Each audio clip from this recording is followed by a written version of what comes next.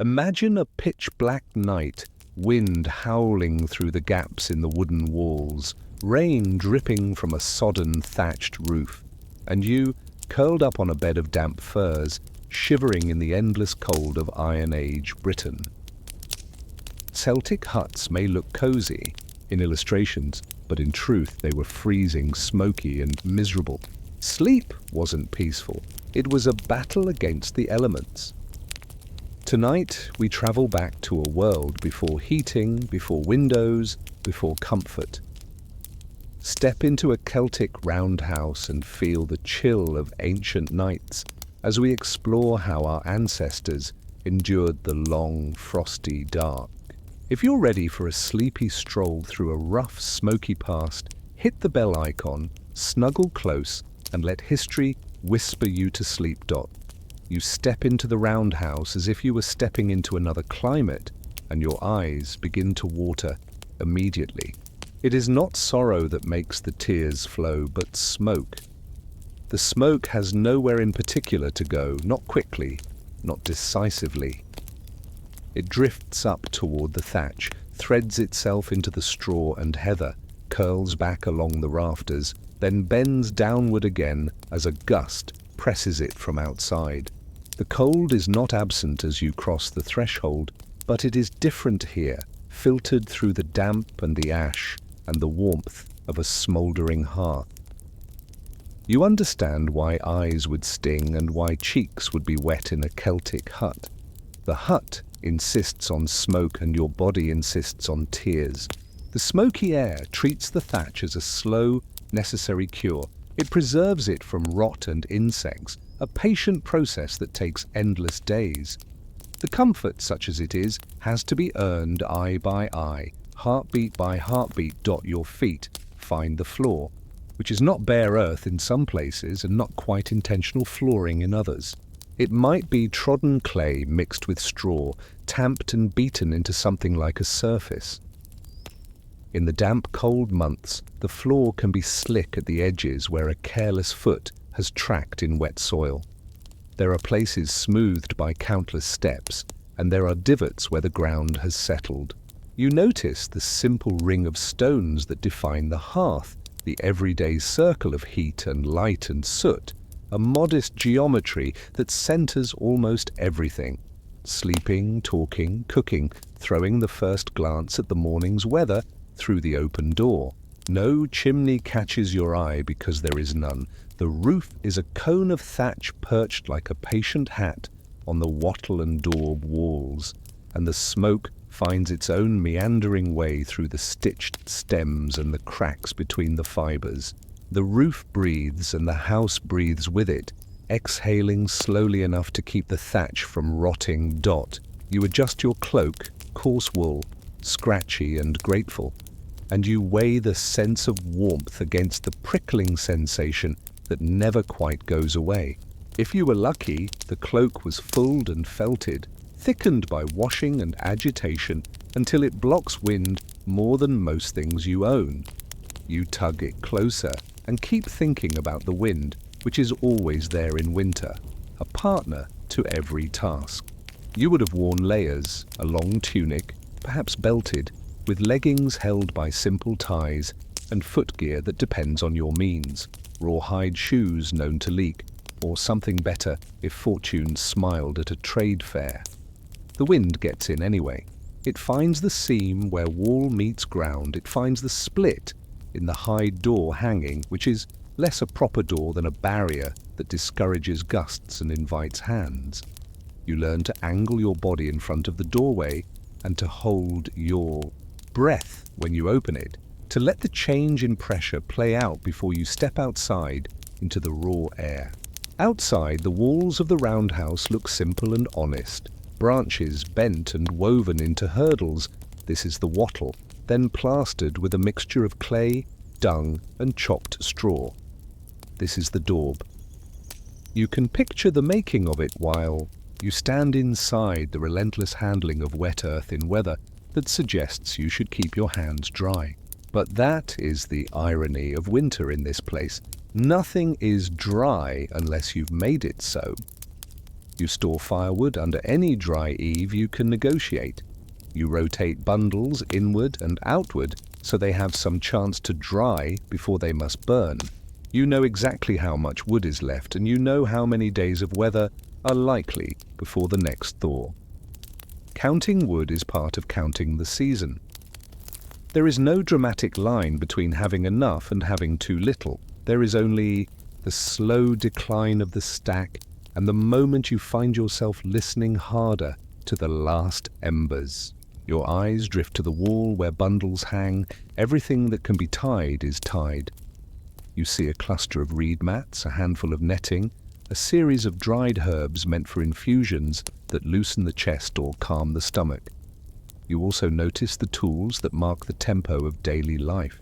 There is a rotary quern for grinding grain, its upper stone fitted with a handle. You can hear the sound without touching it. A slow grind, a patient scraping, a rhythm that keeps time with winter. The grain you grind is not exotic. It is barley, oats, perhaps some wheat if the harvest and the soil cooperated. The flour it makes is not smooth.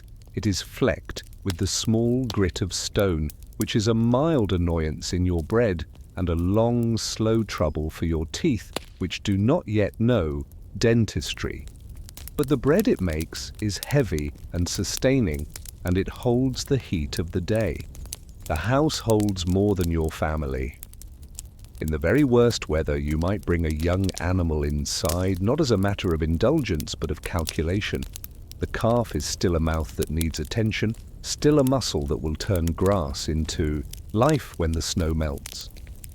The line between indoors and outdoors is not moral. It is strategic.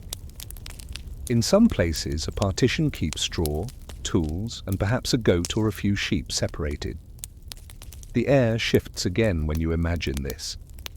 The warmth increases, the smell changes, and the smoke becomes a cloak shared by more lungs. The fire you tend is not much of a blaze, not too often. Fuel is precious in winter. You find a patient flame that licks rather than roars, a glow that you coax forward rather than command.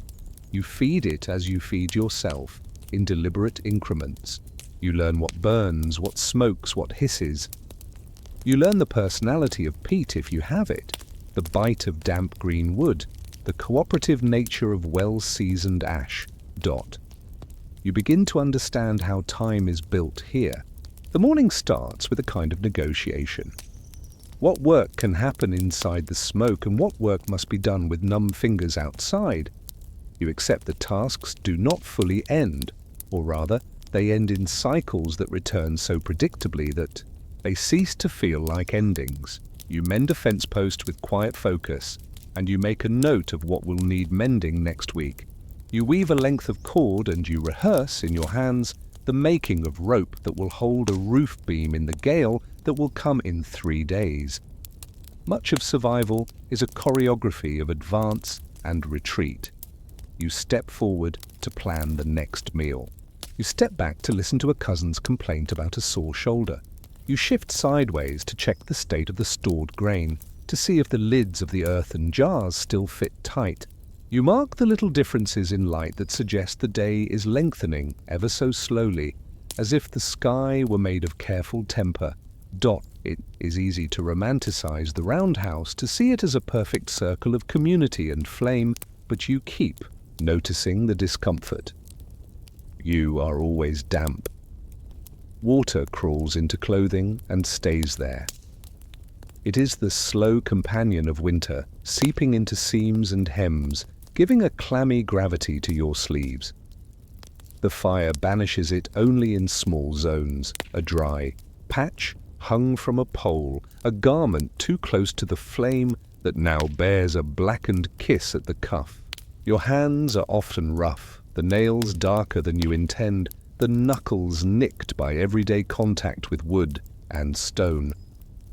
You smell of smoke, always, a signature that announces you before you speak. The smoke does a small blessing. It keeps the thatch alive longer, and the fleas fewer than they might otherwise be.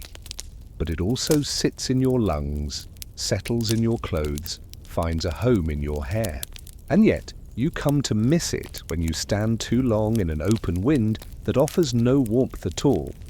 Food in the cold season is a steady arithmetic. You take stock of what remains, grains in storage, dried beans if you have them, salted or smoked meat that was put up in brisk early winter weather. If you have a pig, you may have slaughtered it just after the first frost when the flies are fewer and the chill cooperates with preservation. You stretched what you had by rendering fat into tallow, by making broths that turn bones into meaningful calories. You keep a pot near the fire that changes its identity over the days, as if it is a stew with a continuous life. New ingredients arrive in placements you can hardly call recipes. A fist of barley to thicken, a handful of dried leeks for interest, a piece of preserved meat that loosens and gives its strength back to the water. You use what you have because what you have is the answer to most questions. The winter word. You learn most thoroughly is enough. You handle the tools that make clothing, and you understand why time is the greatest expense in this house. The spindle whirl hums in your hand and turns rough fleece into yarn. The warp-weighted loom leans like a patient animal against the wall. You pass the weft and beat it, measure and adjust, endure the small snag that asks you to begin again. This, time with fingers a bit steadier.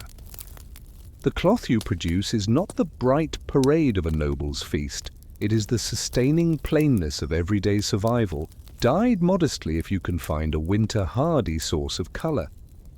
You discover that even plain tea cloth is a luxury when the wind cuts like a new blade.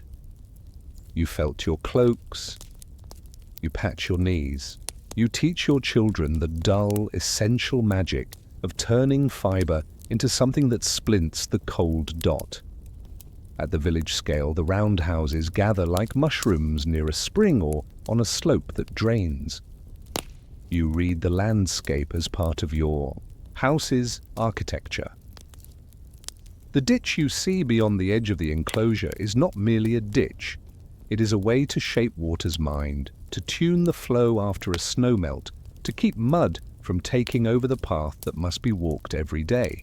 The hedges matter now in winter because they tell you where the path is when the land pretends to be uniform, when the light flattens everything. The trees mark memory. This one holds the west wind honest. That one marks the boundary with a neighbor.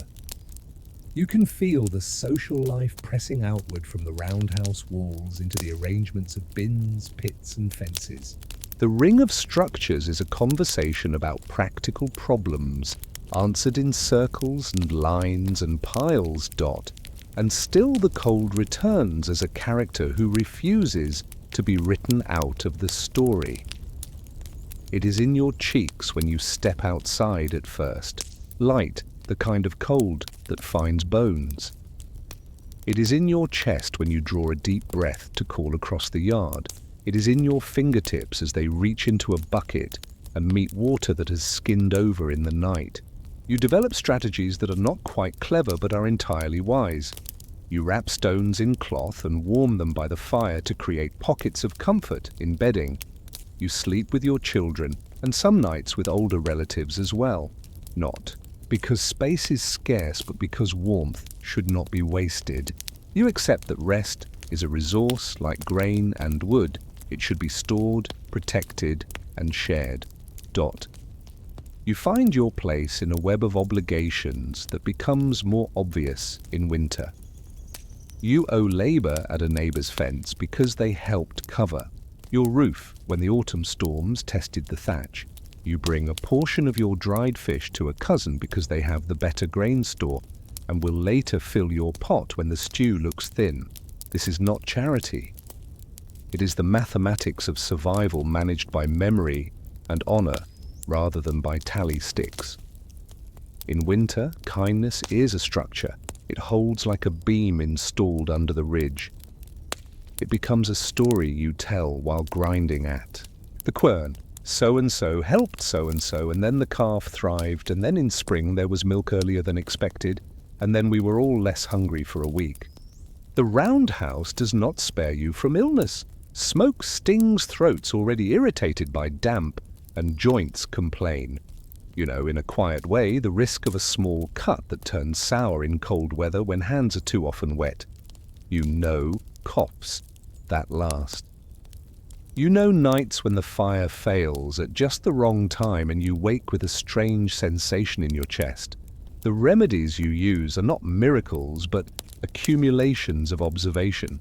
You suck on a bit of resin to ease a cough. You brew a bitter tea for a fever. You relieve pain with warmth, not with potions you cannot name. You are reminded that bodies are part of the construction of the house. Their work, their warmth, their fragility shape what can and cannot happen in winter. At the edge of this day, the horizon leans toward darkness earlier than you want. The roundhouse becomes a pool of flickering orange nested in blue. Shadows deepen in the rafters where smoked meat hangs. You listen to the house. The murmur of a quiet conversation about repairs, the soft click of a spindle, the muted rasp of their quern put away for the night. Your eyelids feel heavy, and for once it is not the smoke alone that waters your eyes. It is the fatigue of days that repeat themselves in service of survival. You have been fed, not splendidly, but adequately. You have a place on the floor by the wall that remembers your shape. The house will continue to breathe smoke as you sleep, and the wind will test the thatch in the early hours. You will wake when the embers need encouraging, because in winter, even sleep takes shifts. But as you lie down, you cannot help but think about the balance of it all. The way the house trades smoke for longevity, how comfort is purchased in tiny installments, how the cold can be pushed back but not banished. You close your eyes against the sting and feel the steady, low thrum of a shelter that has learned to survive by being patient rather than perfect. And a quiet question hovers above you, as persistent as the smoke itself. If this house, this round and smoky sanctuary, is the best arrangement your community can make against the season, what would you be willing to change? Surrender, rebuild, or risk when the next winter hints that it might be harsher than this one? You soon realize that winter in the roundhouse is not a pause but a concentrated season, a time when nothing is idle, only hidden under a slower rhythm. You sit by the hearth and watch how the fire is not simply heat, but a tool in its own right. The smoke that makes your eyes sting also tans, hides and dries sinew. When the weather tightens, you turn to leather work with steady patience. The curing was done earlier, when flies were fewer and the sun still had memory, but finishing happens here, in the half-dark glow. Rubbing in tallow, scoring edges with bone, stitching with an awl you cherish like a small treasure. You hold leather thong in your mouth to soften it, tasting animal fat, ash, and the faint bitterness of bark tannins. You drag the edges across a stone to smooth them, then flex the piece to feel where it yields and where it resists. You repair shoes you know will leak again and sew straps because straps are the grammar of daily life. They hold things closed, tied, lifted, and secured. A little to your left the loom leans, tall as a person and patient as winter itself. Warp weights made from smoothed stones pull threads down in a narrow curtain, and you pass the weft through with deliberate repetition. It has taken months to grow, shear, spin, and now weave what will become a cloak thick enough to argue with. The wind. The pattern is not elaborate, it is exact. You keep count in your head, as reliable as any calculation. This many passes to make the cloth dense. This many beats of the comb to keep it regular. Work is arithmetic here. You count breaths while you watch for stray sparks. You measure days by how much you have ground at the quern, how many turns it takes to fill a bowl, how many bowls it takes to fill a stomach that is rarely permitted to be truly full in winter. Your role shifts as the day goes on. In the late morning you inspect the store pits again, each with its own personality.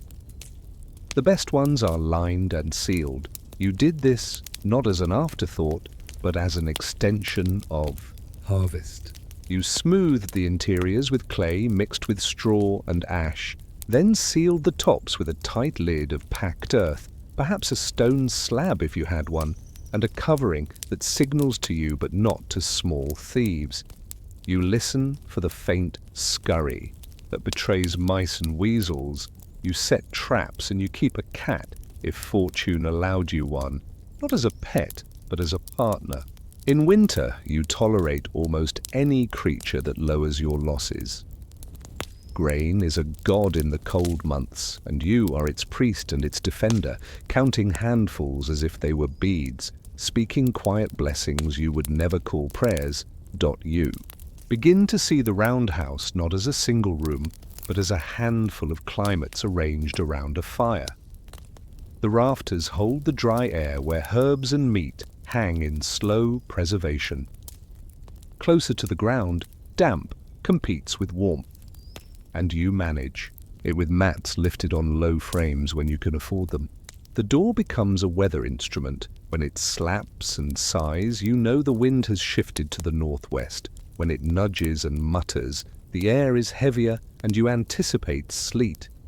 You place a water jar in the door's lee, not by accident, but by habit, to gather condensation and to keep it away from sleeping skins that mildew if the day catches you careless. You oil wooden bowls with a smear of animal fat to keep them from cracking in the dry beside the fire, and swelling in the damp dash beside the dash door on. Some days you burn peat if your lands hold it, and you learn peat's personality. It lights reluctantly, burns slow, and leaves a grey ash that sits on everything like a fine thought. It warms more like a held hand than a blazing hug.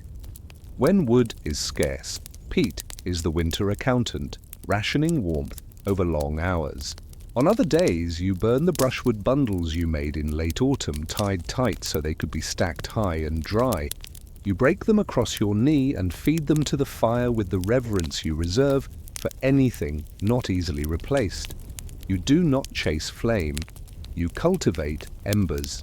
They are the quiet currency that buys the next hour of comfort. Afternoons demand dull genius, the kind that solves old problems with patient hands. Rope wears out, so you twist new cordage from whatever you have.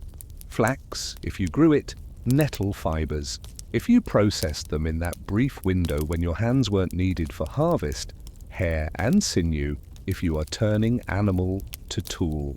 You make glue from boiled hoof and hide, a sticky patience you use to repair a cracked tool handle. You tend to iron sparingly. Rust is the winter thief that needs only a night to undo a season's work. You oil a blade with fat and wrap it in.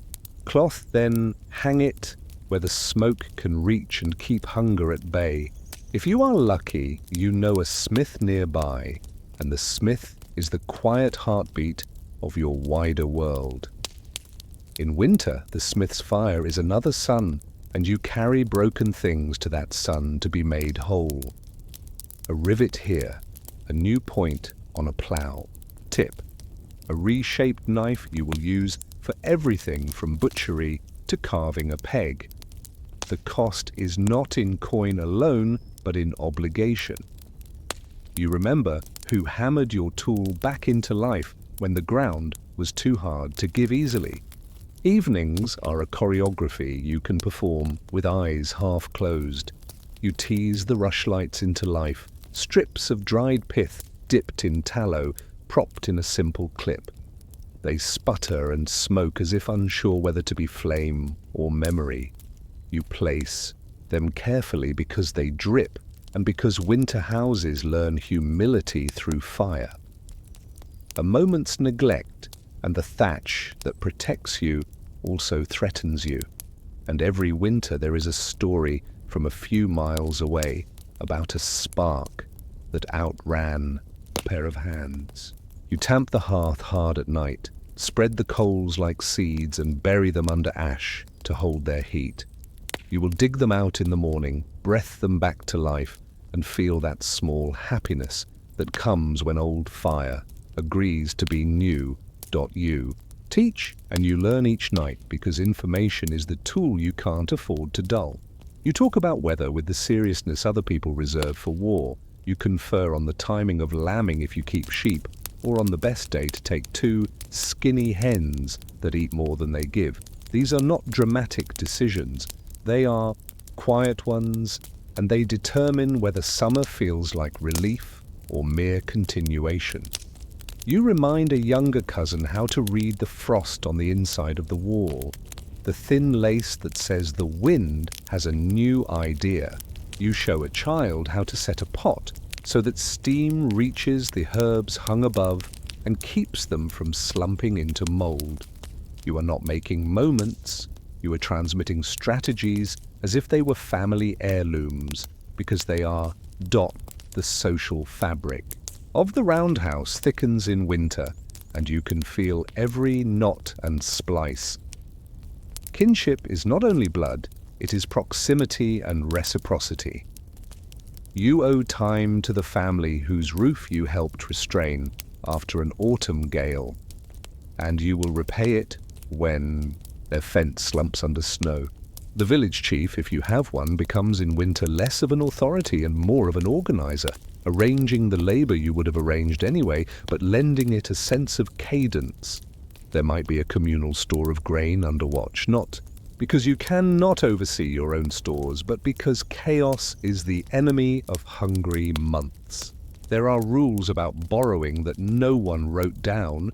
They stand like fence posts you walk around. You do not ask for grain with nothing to trade unless your child is sick, and if you do, the person who lends will never mention it again in summer. Because memory is a currency that appreciates when quietly held. Some nights you hear drums or the simple clap of hands, and you make time for a gathering that is as practical as any repair. You step under a roof shared with others and breathe smoke from a different hearth. There might be a ritual at midwinter, a way to remind the sky that you are waiting, with patience stretched thin. The oldest person speaks in a voice like worn linen about the year the snow stayed late and the old cow calved in a ditch, and still the family lived. This is not a story for entertainment. It is a blueprint that spells out what to do if and when. You mark the solstice not with spectacle, but with recalibration. The sun has turned, you tell yourself, even if the day gives you no evidence beyond a feeling you half believe. You count days by the moon because the moon never forgets to show up. You note the high tide of light when it comes, and you are ready. With tasks you kept in reserve for that small expansion. There is the matter of salt, always the matter of salt. In winter, salt is not seasoning but strategy. If your home is inland, salt is trade. You think of the coast and the wind that carves faces there, of pans where brine has left crystals that look like hoarded frost. If you live nearer to the sea, or to brackish inlets, you know the smell of boiled brine and the way fuel disappears in the process. Salt is a decision. Spend wood to preserve meat that will carry you into spring, or save wood and risk spoilage. You calculate like a person negotiating a border, and sometimes you send 2 people in a clear spell to exchange what you have for salt you need. They go with layers upon layers and a small pouch of luck, because in winter, even the best plans Our drafts written in wet ink. The roundhouse is also where illness shows itself and where you present your best defenses. You separate the child who coughs too hard, not as rejection but as containment. You boil water more than you want to, add herbs so bitter they must be good, and convince the patient to swallow with promises that do not need to be true, only kind. You warm stones and move them under bedding so weak limbs can rest in a pocket of heat. You understand which coughs resolve and which settle into a worrying rhythm, and you listen to that rhythm the way you listen to the wind. You wash hands more often than you admit because cold water is a trial, and because water is work when streams skim over with ice. But you do it because you have seen what happens when you don't. The children, who could be restless under a low sky, learn the tasks that build a life. You teach them to card wool and to service the rushlights, to scrape mud from shoes at the threshold, because mud is the winter, uninvited guest that never leaves politely. You give them games that are rehearsals for survival, counting in a way that maps onto measuring, throwing small bones like dice to learn chance and fairness, telling stories that encode locations and skills. You show them how to read prints in slush, a fox here, a neighbor's stray goat there, an early promise that a hare has survived the latest storm. Even boredom becomes an instrument. You let a child sit with it until they find a job without being told, because this is how a house stays intact when the weather makes demands while your hands are already full. You keep your tools where you can find them in the dark. You hang a comb in a place that makes sense, not because vanity persists in winter, but because lice are unrelenting, and the comb is how you keep comfort from falling to pieces. You place a broom at the door, a clump of heather bound on a handle, and you use it with a discipline you never had in summer. Snow is beautiful everywhere except on your floor. The broom draws a line winter must not cross.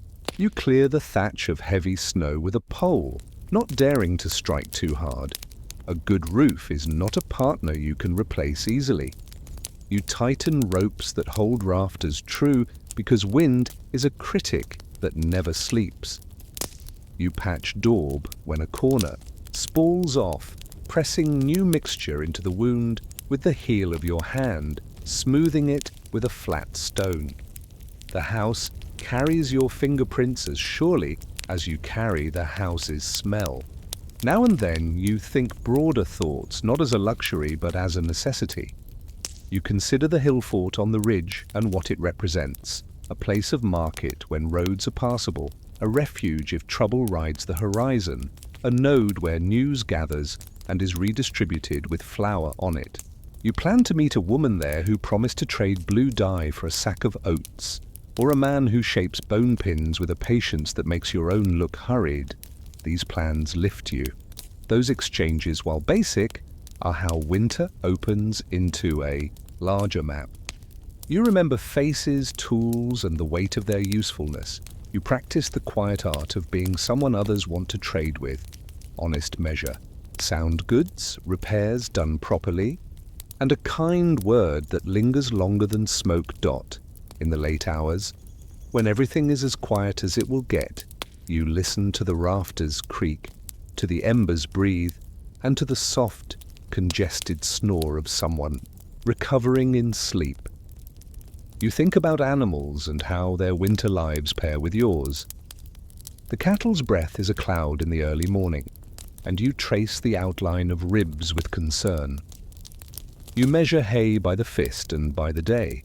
You walk outside with a lantern made stingier to save tallow, and you calculate how many weeks your fodder will stretch if the thaw delays.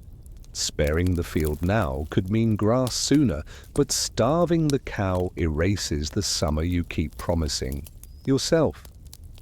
You stand under a cold moon and accept that the calculations repeat even when they never give you triumph, only permission to continue. At the edge of sleep, you understand that winter has given you a shape. You are less a person and more a collection of practices. You become strong where repetition has had its way with your muscles and mind. The boring details are the bones that hold you upright. The bowl set in the same place each night. The rope hung so it doesn't rot. The cloth turned so it dries evenly. The embers banked as if they were coin. In the round house, dignity is made of soot and the refusal to let things slide simply because it is cold and dark.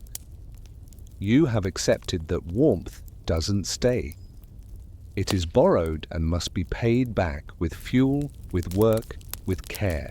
Your cheeks are often wet, a mixture of smoke and the occasional sting of windburn when you misjudged the door.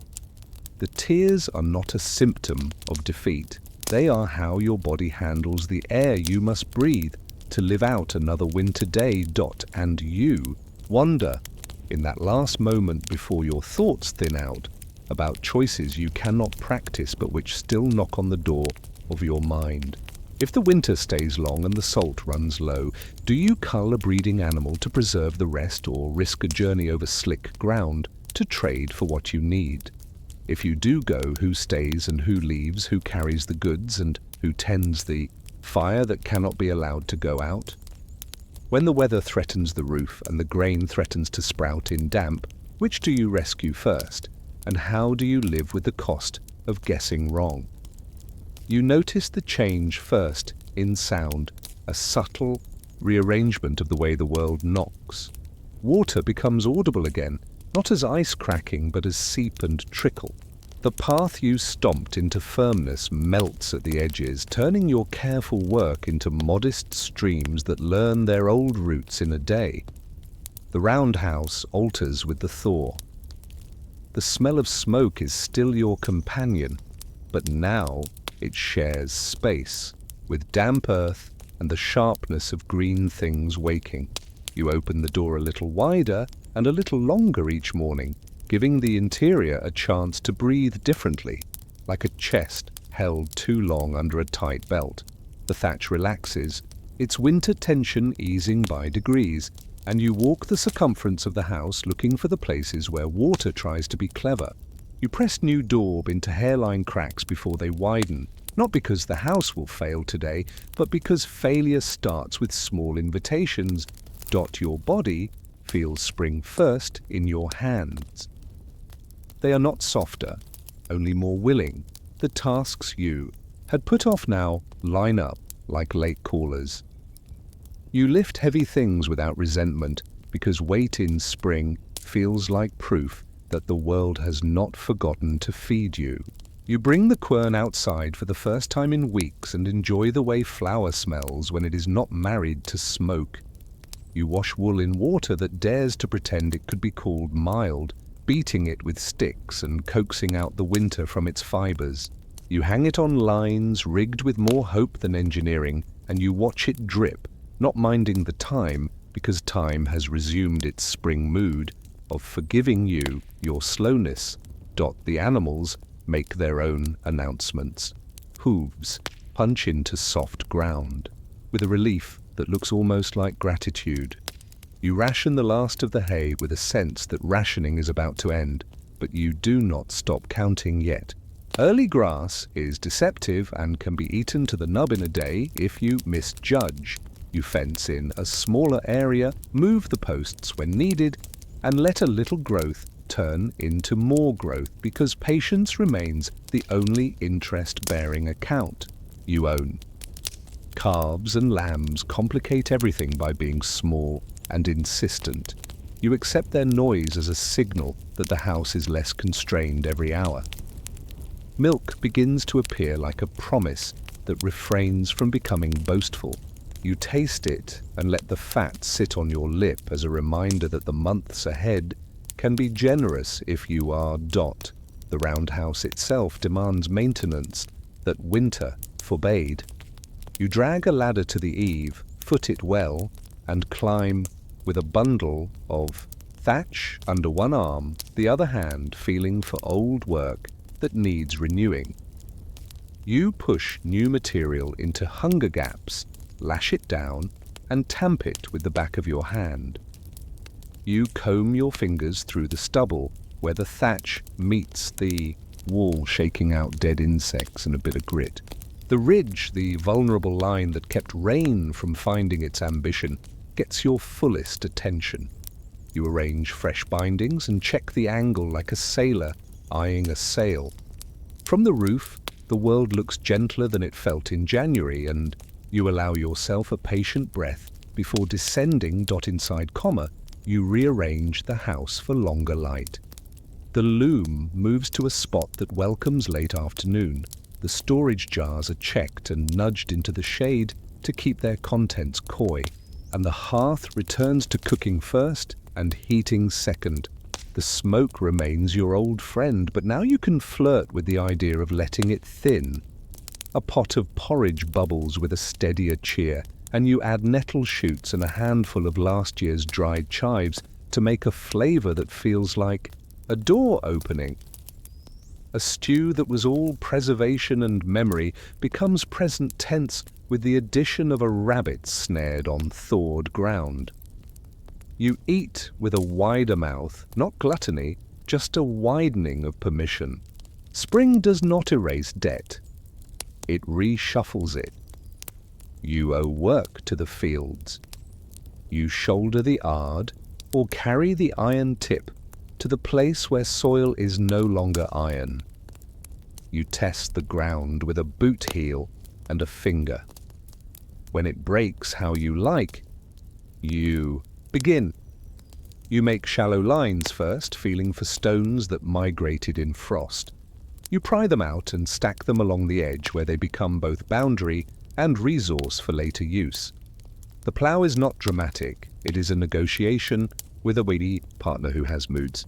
You talk to the soil the way you talk to animals and children, not in words designed to be understood, but in a tone that says, you remember, you are willing, you are careful. The first seed you drop is an act that can be mistaken for optimism. It is not, it is procedure. And procedure is how you convert the ache of winter into the work of surviving another year. The village breathes differently now.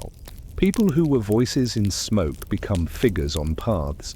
You walk to the neighbor with 3 children and a roof that bent under snow, ready to help them prop and repair. You carry new pegs and a length of rope that has not yet seen weather. You bring your ladder because ladders are scarce and need sharing. The workday feels shorter because light is generous, but your back tells you it is long enough. You learn what happened beyond the line of your property this winter in fragments. A cousin took ill and recovered. A trader got stuck 2 days short of the coast and wintered with strangers.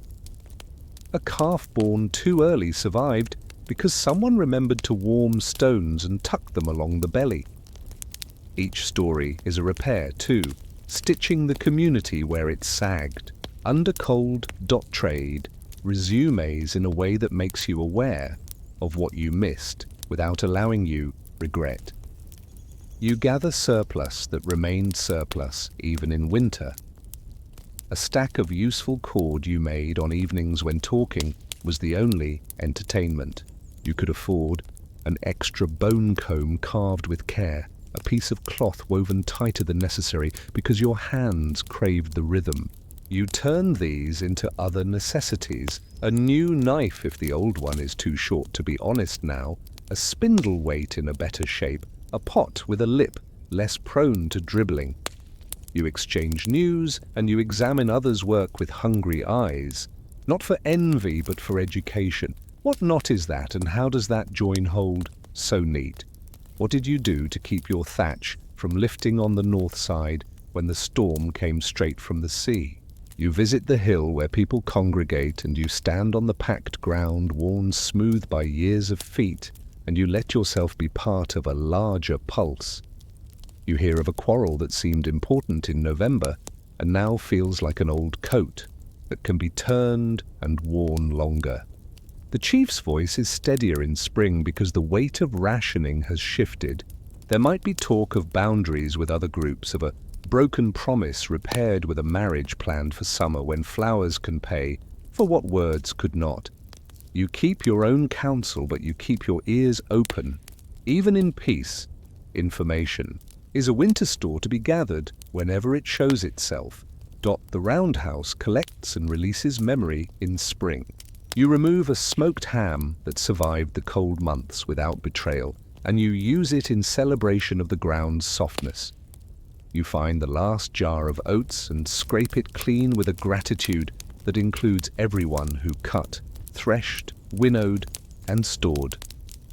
You sweep the floor harder, not to erase winter, but to make space for the dirt of another kind, the grit of planting, the smears of new milk, the scuffs of children who forget to remove shoes at the threshold because the mud has turned to dust.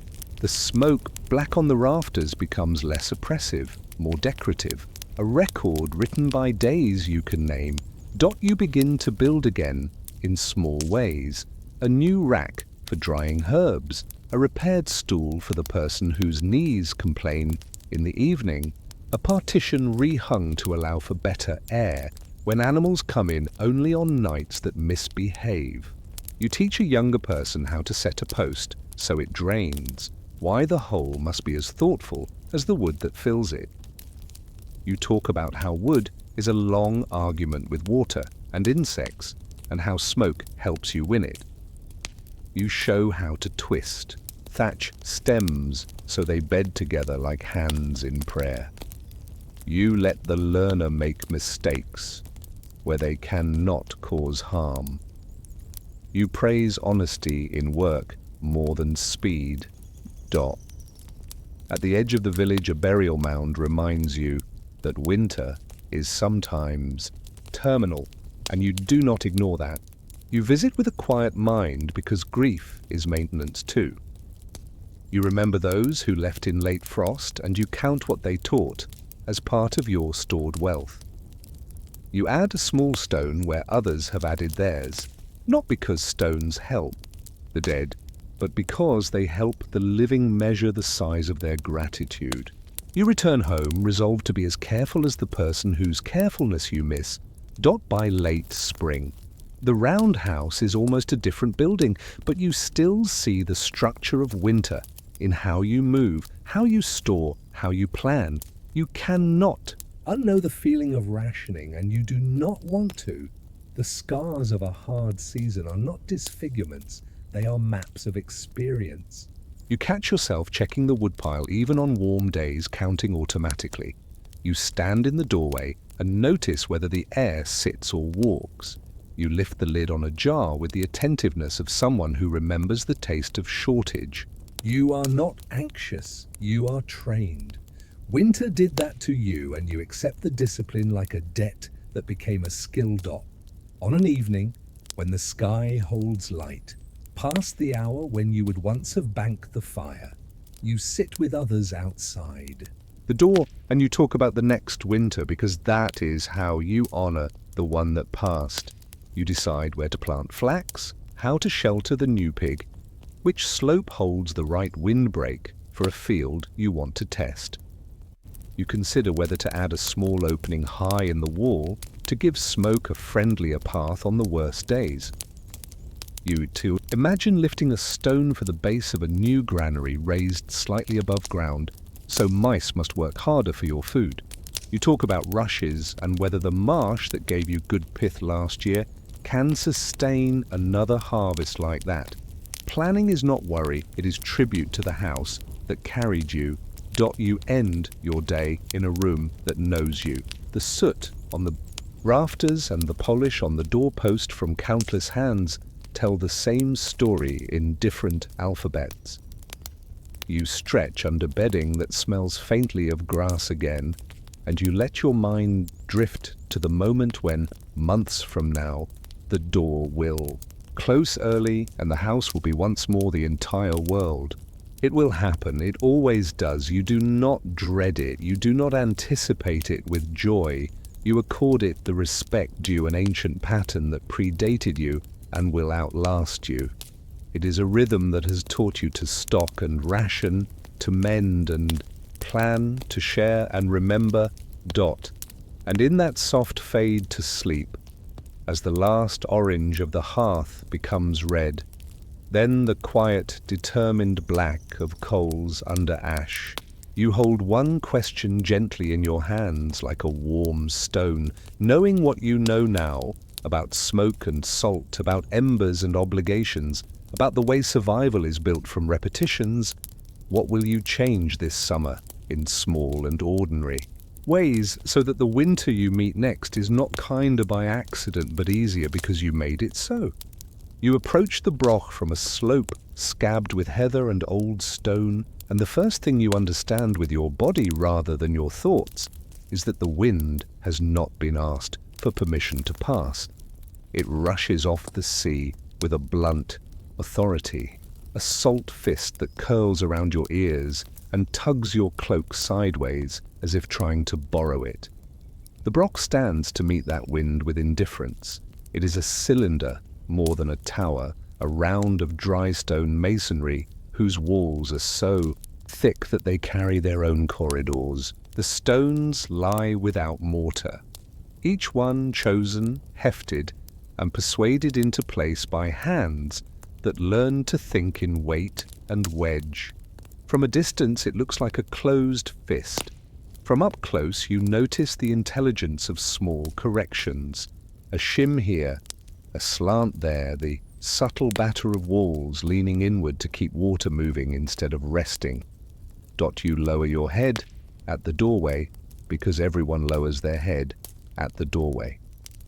The lintel is stout in a way that suggests thresholds are serious business. The entrance passage is tight, defensive, a kneed thing with checks for a bar and a near cubby where a doorstone could be levered up to close the world out.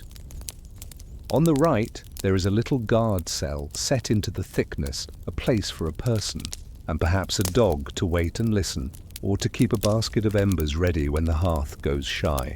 Your fingers find the walls cold. It is not smooth but worn. Even dry stone knows polish when generations have brushed it.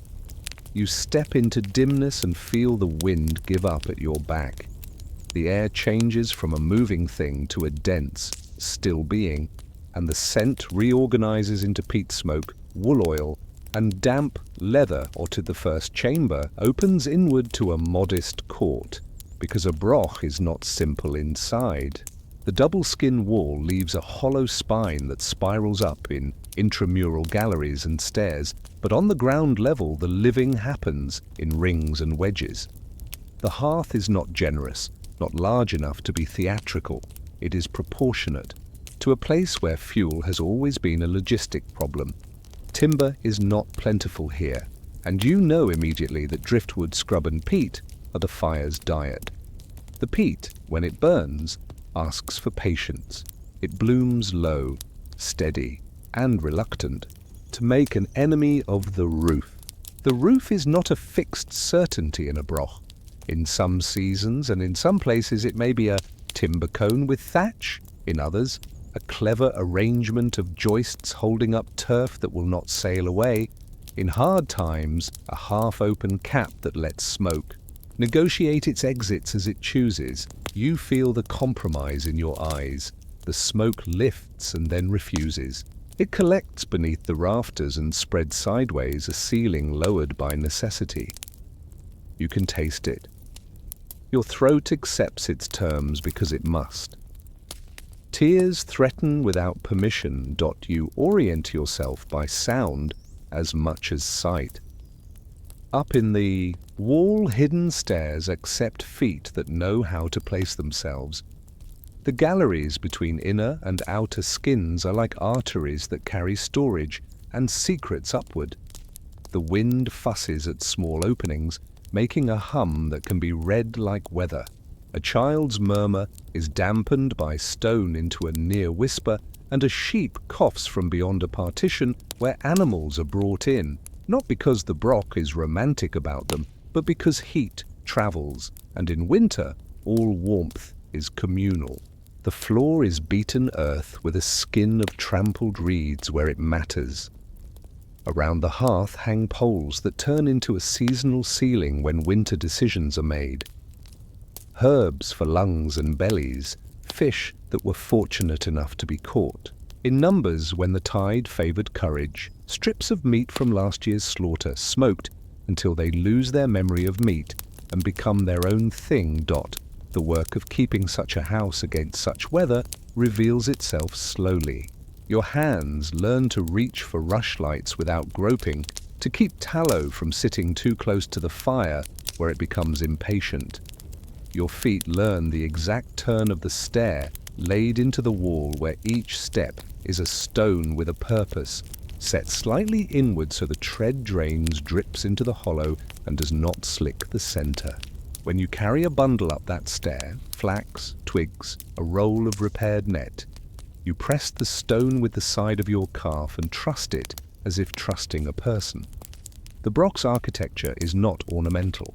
It is a coached response to wind, round to shed it, low relative to fantasy towers you imagine reading about in some other land, thick to settle it and prepare for nights when gusts lift cattle hair as if to count ribs.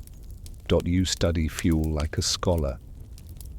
Peat that has been cut, dried, stacked, and brought in becomes a currency you tuck into corners. In the gloaming, you build your fire from the day's bottom. A twist of dried heather, a sliver of driftwood shaved thin with a knife kept religiously sharp, a wedge of peat that will remember its obligation and hold the room at a bearable degree. A lump of damp peat will hiss and sulk. You don't blame it. You bring it nearer the hearth for a few days, racked like someone convalescing where the light can reach.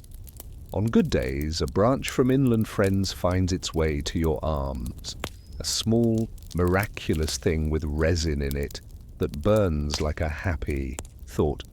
You ration such happiness, saving a stick for a day when wet has moved into bones and refuses arguments. Food is paragraph after paragraph of planning. Barley is common friend, the grain that tolerates these latitudes. Oats join as ally when the land asks for forgiveness.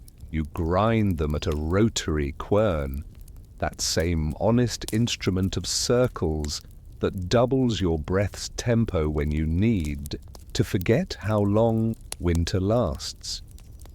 You hold a handle in one hand, you pour with the other, and you feel the grain become something that will accept water and heat with grace. The flour carries the faint grit of stone. You ignore the future and think of bread. You mix with water, warmed near the hearth, and press onto a baking stone propped at an angle, knowing how to shift it so that the side nearer the embers does not sulk into bitterness. If you have a precious pinch of salt from a trip you negotiated, when weather had a kind hour, you keep it hidden and bring it out as if you were greeting a guest of importance. Fish is not a luxury, it is an addiction required by your climate. You measure courage by the feel of a small boat, hide-skinned or planked, depending on what wood cousinhood can deliver, rocking under your shins. Winter seas are unforgiving, and you learn to wait when a wave speaks a certain language. When you do go, you go for the fish that will keep longest and best, ling, cod, whatever will hang and dry in wind without going to pieces or to rot before it surrenders water. You come back with hands that have forgotten warmth, and you admire the way rope behaves when wet, remembering to spread it in the upper gallery where smoke builds a slow armor against decay. Shellfish wait on strands when tides retract like held breath. You collect them with a posture your back does not enjoy.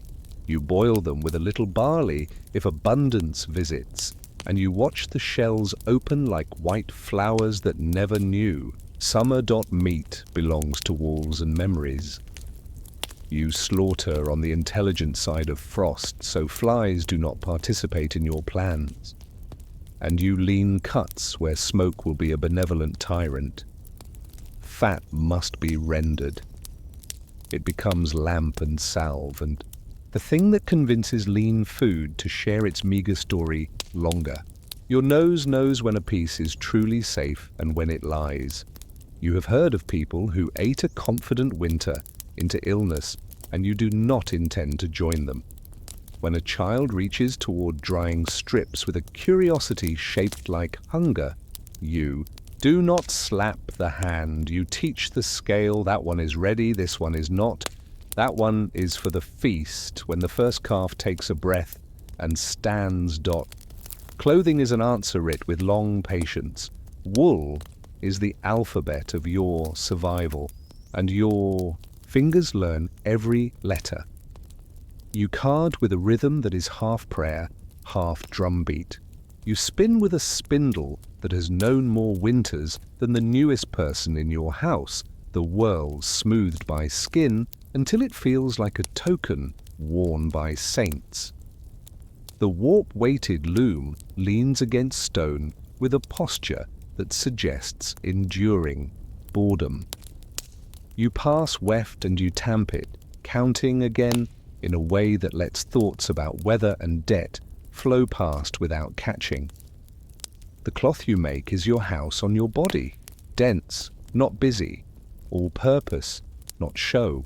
It smells of lanolin and smoke and becomes a cloak that you can lift to shield a child or a pot, or your own face when the wind pushes tears out of you like a truth you forgot to hide. Social life inside the broch is quieter in winter and closer. The central fire makes a parliament of proximity. You speak in low voices because stone amplifies if you let it, and someone is always asleep when someone else is awake. If there is a chief in this settlement, winter turns them into an accountant with a taste for fairness.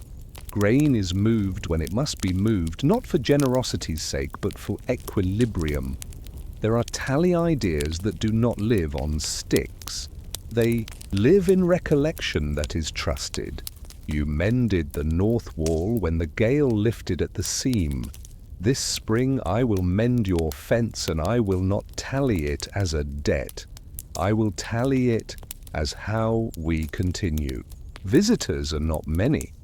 When they come, they are admitted through a door that can be barred quickly, not because you expect raiders on every day, but because in this wind distance lies about how close anyone is beyond the ground floor. The broch spirals into a vertical argument with the elements. The stairs inside the wall climb to a landing where a second floor might be. Boards laid on joists socketed into stone, places where skins can be stored, where a cousin can sleep away from the animal's breath, where smoked fish does not tempt a dog into crime. Higher still, the galleries allow a kind of indoor patrol, a place to stand and listen to the rafters. When a storm tests the roof, you can feel the tone, identify which lashings are tired. Tools hang from pegs knocked into crevices, a crooked knife, a bone needle, a mallet used to persuade a stone into humility after frost has made it cocky. Above all, you find silence that feels like survival, a quiet interrupted only by drips. You carry moss and pack a gap with it. You repair scaffolds of thought as much as wood. You learn to inhabit time in a broch as one inhabits a conservatory of necessities. Morning is for coaxing embers and counting fuel. Noon is for work that asks your hands to be brave in the cold outside, checking the buyer, pulling kelp from strand lines for future use as fertilizer, when ground considers you again, turning a net that remembers warmth month by month. Afternoon is for indoor tasks that lengthen life, repairing a shoe with an awl hot from the coals, melting a line of tallow into a crack in a spoon, dismantling a quern to clean the grit and barley coat that turns effort into failure if you neglect it. Night is for stories that do not pretend to be fantasies. They are case studies of other winters, the one where the roof gave up and the right people lifted at the right place, and nothing was lost but sleep for a fortnight. the one where driftwood arrived like a gift from ancestors, and the lamps burned, brighter for a stretch that carried babies past coughing Dot. At some point, the weather hits one of those moods that insists on tears even before smoke finds your eyes. You stand in the doorway at dusk with a bowl that needs rinsing, and the wind slaps your face with a flat palm of cold that is only partly personal. Your eyes water because faces do that when salt air meaningfully reduces temperature. You blink and laugh to spite yourself because there is no point resenting air any more than resenting stone. You rinse quickly, you turn, you shoulder the stubborn door against its swollen sill, you drop the bar into its check, and you accept your reward, a breath that no longer threatens, a room that smells of habit, a fire that allows you to become a person again rather than a surface for the weather to shape. Dot. When you curl to sleep, your bones near the stone that remembers the sun only as a story, you think the kinds of thoughts that are not grand but keep families alive. If the peat stack looks lowered in a dangerous way after the next cold, do you send two to the cuttings when there is ice? If a neighbor's roof shows a dark patch where it should be lighter with frost, meaning warmth is escaping and damp courting trouble, do you speak in the morning, or do you show up with rope and simply begin? If the sea throws itself higher than usual on the next spring tide and your store of driftwood grows rich while a friend inland waits for a gift, how do you parcel it out in a manner that makes next winter less about memory and more about practice for everyone? And you wonder, with eyes sliding closed as smoke finagles its way between lashes, whether the tower of stone you trust with your nights is purely a wall against people, or if it is, and always was, more importantly, a wall against the wind. If the real enemy, year after year, is not a spear from elsewhere but the long breath of a season that tries to take the heat out of your food, your tools, and your bones, what else would you build into your life beyond stone to keep that enemy at a polite distance? By the time deep winter has set its teeth, you have learned to read the broch like a book written in very few letters. The alphabet is small: stone, smoke, wool, grain, and yet the chapters are many. The round, thick wall is both comfort and instruction. It tells you to curve everything you can in response to wind, to lean into patterns until they stop being choices and become structure. You notice how your movement traces the same ellipses each day, from hearth to doorway, from doorway to byre, from byre to stair, from stair to storeroom, and then back again by a path that checks and touches the fingers of a potter, smoothing a vessel while it spins.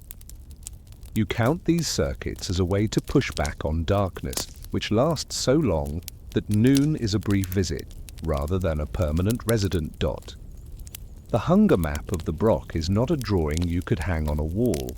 It is the way your feet know where the last reliable basket sits, where the bone jar holds fat white pieces that turn broth into medicine, where the new sacks of oats are not touching the stone, perched instead on little risers that refuse to share damp. You allocate portions with an accountant's mind, not because you were born parsimonious, but because the sea has the last word about boats, and the land has the last word about travel and trade. A trip to exchange wool for salt or honey for iron must be planned with the caution you would give to setting a roof beam. One bad angle and the whole frame resents you. You decide that today is for work in the wall itself. The broch's inner galleries are not only corridors, they are lungs. They breathe moisture from the interior, using the cold air that eddies inside the thickness to keep damp from finding confidence. You carry a basket of dried moss and press it into a seam where time has shrugged.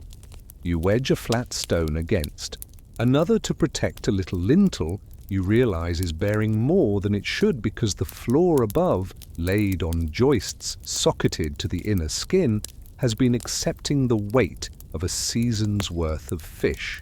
You move the fish, make a new peg, hang them in a slightly different rhythm. In a place like this, you are a choreographer more than a builder in winter.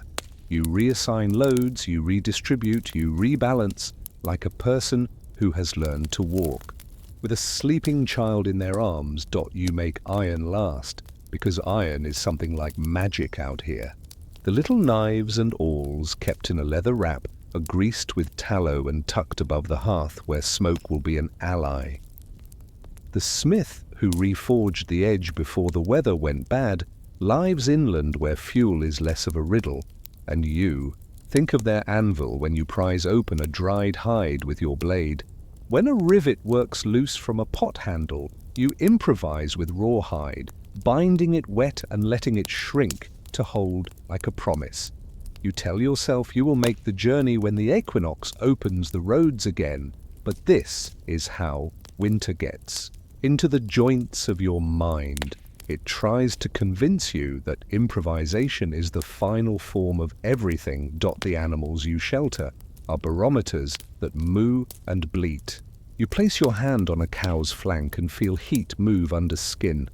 Manure steams in the morning and must be moved with a discipline that has nothing to do with disgust and everything to do with breath. Too much in the byre and the air becomes a wall you cannot push. You take a fork, wooden, sturdy, carved by a winter day last year, and wheel muck out to a midden that is both waste and wealth.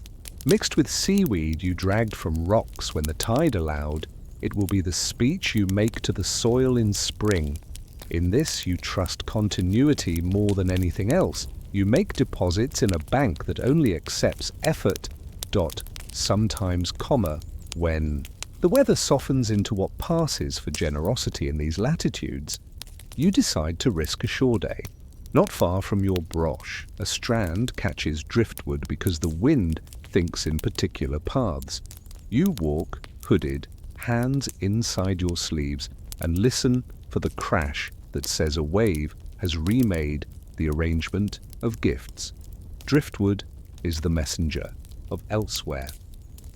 A branch from a tree you do not know comes to you with the story of another coast. You gather it with reverence, and you think about how many evenings of brighter lamplight it can buy, how many small repairs you can postpone if you save the largest piece for an hour when tools demand justice. You might meet a neighbor also walking the shore. You do not negotiate loudly. You mention a rope you can spare, and they mention a sack of dried mussels. You count possibilities, and you part with promises that winter stores in its hollow cheek, until a day when debts and favors thaw. Back inside above the hearthline, the sameness is meant to save you. You weave and unweave the day with threads of tasks. The warp-weighted loom gives you control where the weather refuses it. You fix a broken heddle with a string and a curse that is not unkind. It is ancient, and the loom has heard it before.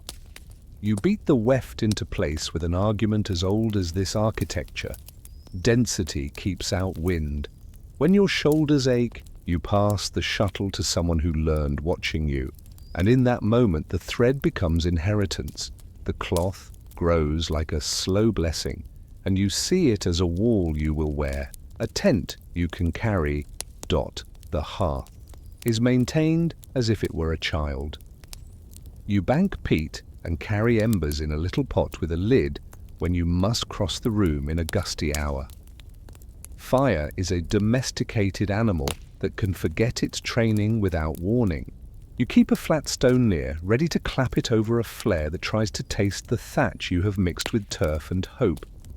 Every winter, a story circulates of a roof that lit like a low star because a rushlight fell unnoticed, or because someone hung a drying strip too eager over the flame. You listen, and you add a small action to your list. Cut rushes earlier this year, twist them tighter, render tallow slower so it smokes less, place the lamps further from the reed mats that sigh and exhale dust when turned. In a corner, in a basket. that smells of green summers. You have preserved small luxuries of use, dried angelica for when bellies rebel, a little lump of beeswax traded from a valley keeper to mend a leak in a jar, a pinch of ground kelp to shake into the porridge on nights when bones speak their complaints. You do not perform miracles, you soothe. You understand that winter is less a battle to be won and more a language to be learned. You talk back properly to damp. You answer cold with layering and shared sleep. You respond to scarcity with portioning rather than drama. The children learn the answers to this language, the way they learned their first names, by repetition in the mouths of elders. The question of why this place is round and why its walls are two persists in your mind as a technical curiosity that becomes philosophical when the wind reaches a certain pitch. Round sheds wind, double takes traps to run moisture out of your lives. The stairs hidden within thickness make movement possible when outside steps would have iced into truth-telling hazards.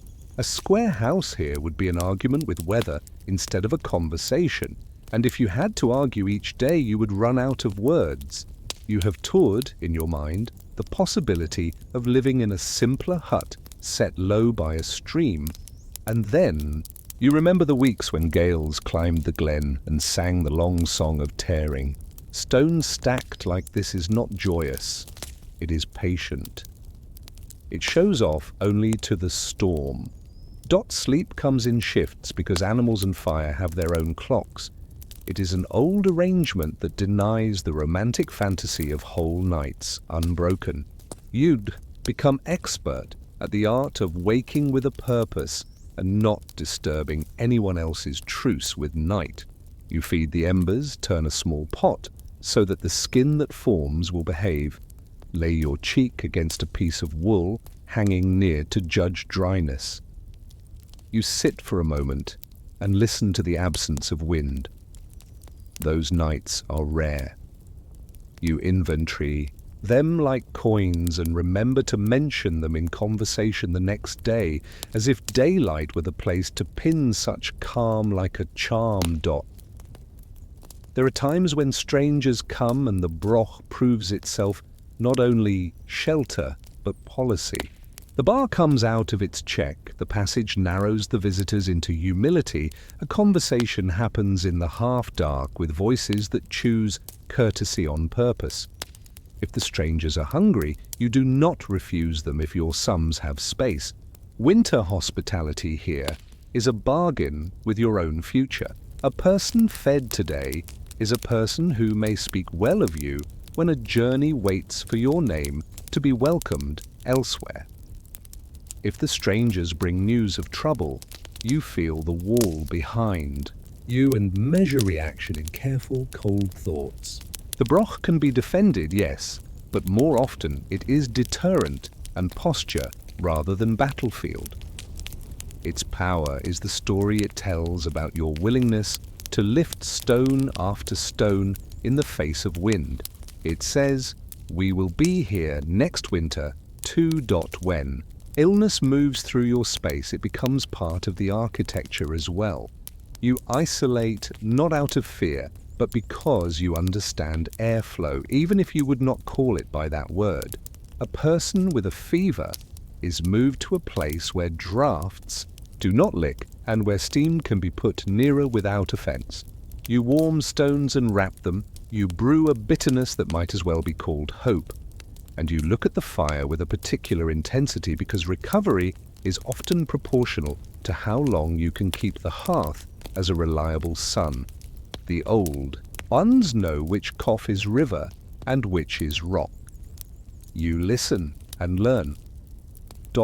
On a day when the sky is the thick wool of a sheep not yet shorn, you find yourself looking up the stair toward the higher gallery, wondering how much more winter the root can carry.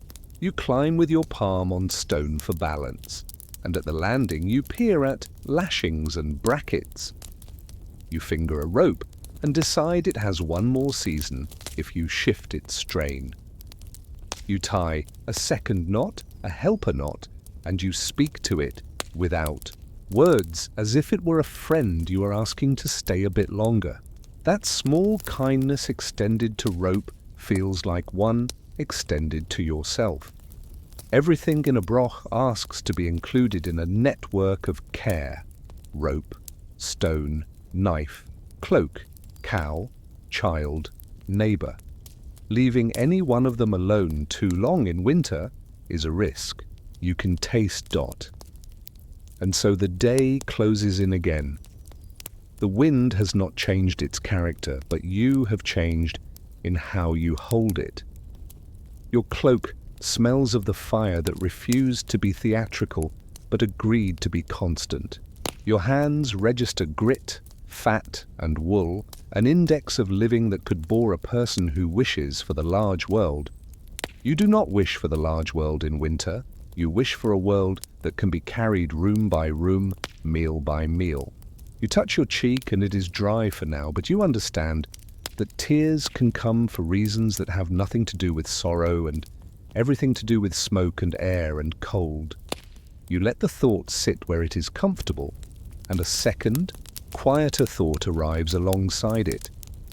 If a winter came when the peat cuttings were flooded, when driftwood failed, when the boats were less brave and the fish refused, what other part of the wall would you thicken in your habits and in your House, to keep from thinning yourself in ways that would take years to repair?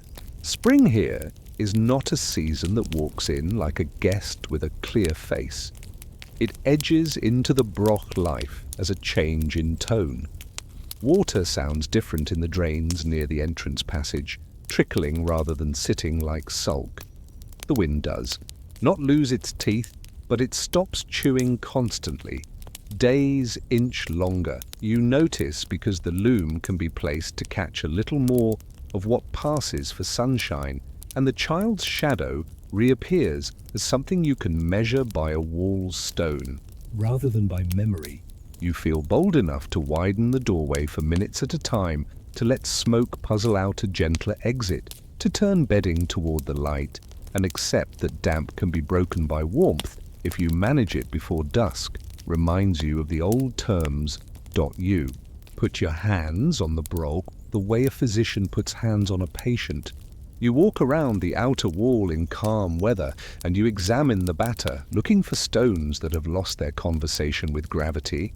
You tap with a smaller stone, listening for a note that says shifting. You wedge and shim. You borrow from a fallen bit of the enclosure because the tower keeps the right to be priority. At the doorway, you scrape the sill where winter swelled it. You tidy the checks for the bar because wood that sits, swells and contracts will betray you at the least convenient moment if you ignore it. You clear the drain that likes to pretend it is a secret when it is clogged with moss and winters. Small deaths. Maintenance is not an event. It is a long thread you never set down. The interior reorganizes itself around light. The hearth continues, but its dominance fades by degrees. A pot of porridge is still the day's assurance, but now it shares space with green additions whose sharpness makes heads lift. First nettles, then sorrel, then the small leaves of herbs that survived under shelter. Bread is baked with ambition. Rather than calculation, you think in terms of tomorrow's breakfast and not only tonight's hunger.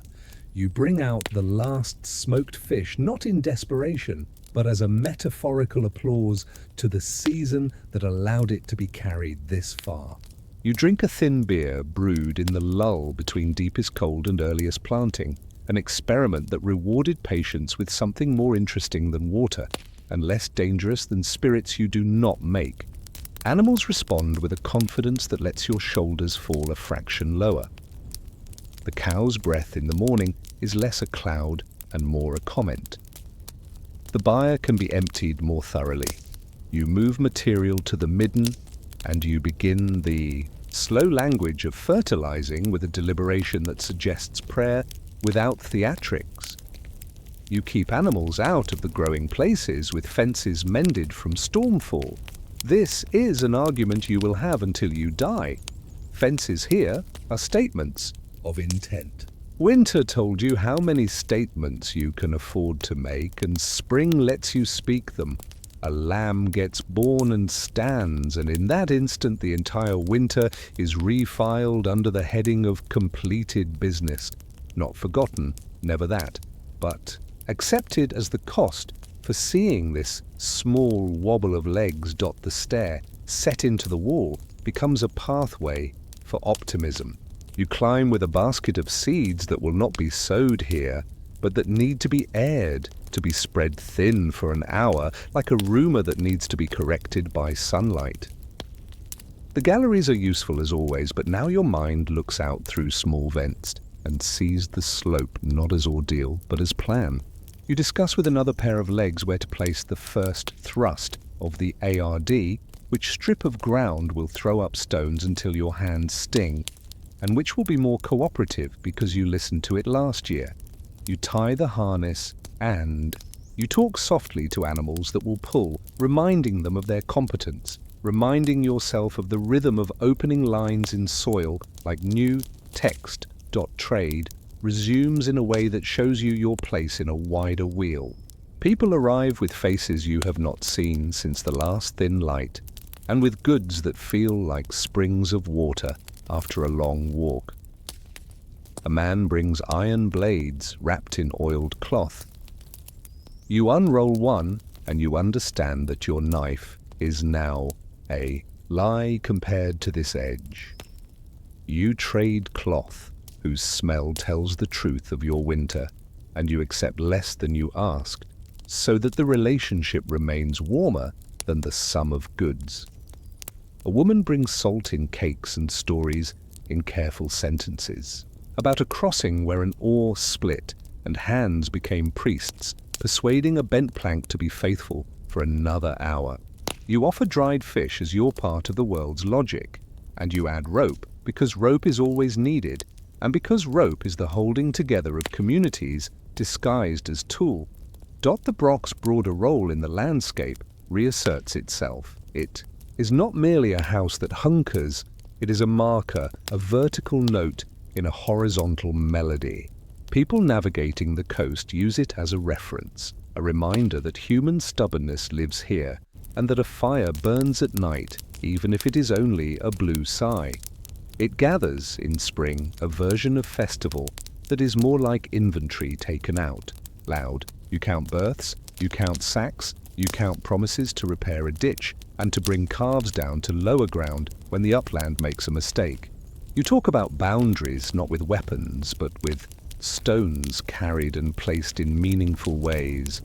Arguments are expected, they are bracketed by shared work.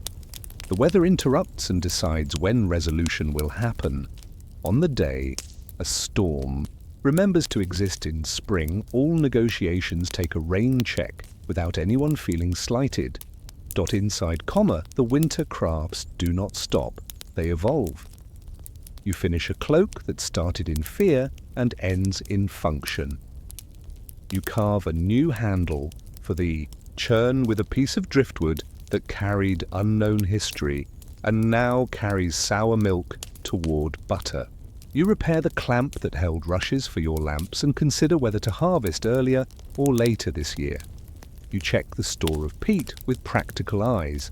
How low did it go? How near to worry were you in the week of north wind that threw spindrift inland as if to salt your door? The answers shape the work of summer. You decide to cut more, to dry better, to stack under a new shelter that borrows a wall from the outer ring and a roof from ambition. Young people rehearse adulthood by remaking what winter taught them. A teenager who learned to card wool without tangling it takes on a spindle with fewer sighs. One who watched you knit rope from nettle tries their own, burning fingers on remembered sting and laughing at the lesson that insists itself. A child who carried embers in a little pot during a dark watch now stands on the stair and points out a stone that sings in the wrong note. They have learned the ear of the wall. These unattractive, quiet skills lay down like peat, a layer, a year, to become a living store that later will be cut into necessary fuel. The sea continues to decide whether your spring will be generous. On a bright day, with a wind that remembers not to be sharp, you push a small boat into water and feel the old, sweet fear hold your ribs. You are always cautious. You know that fish are both answer and question. You set lines and you watch the water shift from slate to green. You read the seam where currents negotiate. You bring in what comes, and you accept that sometimes the ocean is a closed mouth. You row back with shoulders ready for the weight of the boat, and your stomach for the weight of a day that did not add to your stores in the way you asked. There is grain to grind and a pot to stir. You do these well as your reply. By late spring, the broch feels less like a bunker and more like a heart. Blood in, blood out. People, goods, ideas.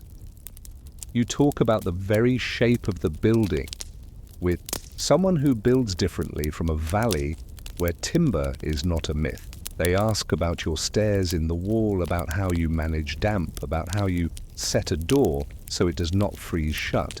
You ask about beams as thick as thighs and a roof. Angle that sheds snow without coaxing. You both nod, translating between climates and materials, agreeing that architecture is simply weather turned into treaty. The winter does not vanish. It becomes advisory. You see it in your hands when you reach for a tool. You hear it in how quickly you say, "Let's store a little more," when someone else says, "We've enough." You feel it in your shoulders when a grey afternoon reminds you that a gale can grow from nothing if given a little time and an open fetch of water. You don't resent the memory. It keeps you honest. It prevents careless holes in the roof of your planning. It consoles you at night when a newborn calf shivers and then steadies because you learned how to create small climates with blankets and breath. Toward the end of this season's beginning, you climb the stair again at dusk and look out through a narrow slot over the slope toward the sea. The water is iron tasting of light. In the distance, other low smoke lines mark where other households are learning the same lexicon. The broch under your feet is a lineage of decisions, to round a wall, to thicken it, to twist space into stair and gallery and storage and silence. It is not romance that built this. It is weather, hunger, and the human habit of refusing to leave. You rest your palm on stone warmed a little by a day that remembered the sun. You breathe and the smoke does not bother you in this moment. It sits above like a thin roof of memory. You descend, aware of the floor that will carry you through another year. And you pose a question to yourself that does not need an immediate answer, but will shape all the hours to come. Now that the cold has declared its terms and you have paid them, which ordinary uncelebrated changes of storage, of rope, of route, of habit, will you make while the world is gentle, so that when wind returns as a creditor, you meet it not with a plea for mercy, but with a ledger already balanced in your favor? You wake before the light because the tide does not ask for your opinion. The strand will be exposed for a few useful hours, and you measure the day not by the sun yet, but by the retreat of water. Your cloak already smells of smoke that never leaves, and your hands already remember the texture of rope. You step out into a wind that carries salt as a taste and a sting, and you cross ground that keeps a record of every footfall. The shore is your ledger. You can count meals by the number of basket loads you carry back and the number of times you bend to pry limpets from rock with a blade kept dull on purpose so that it resists breaking.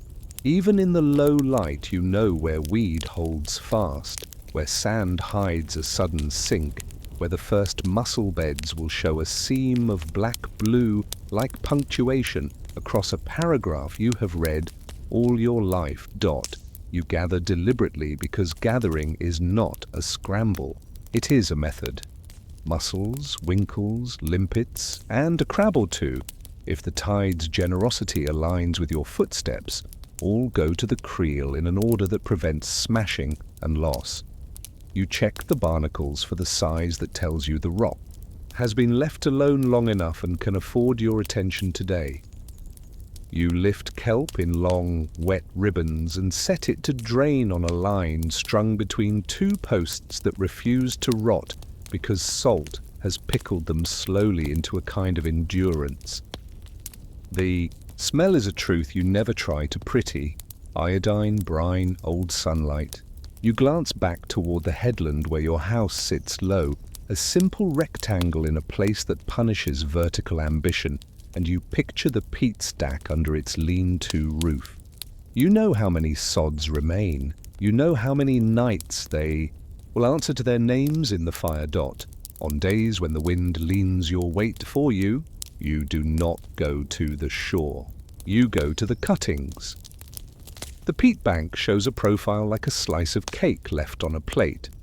You can read the years in dark layers compressed by ancient water and time.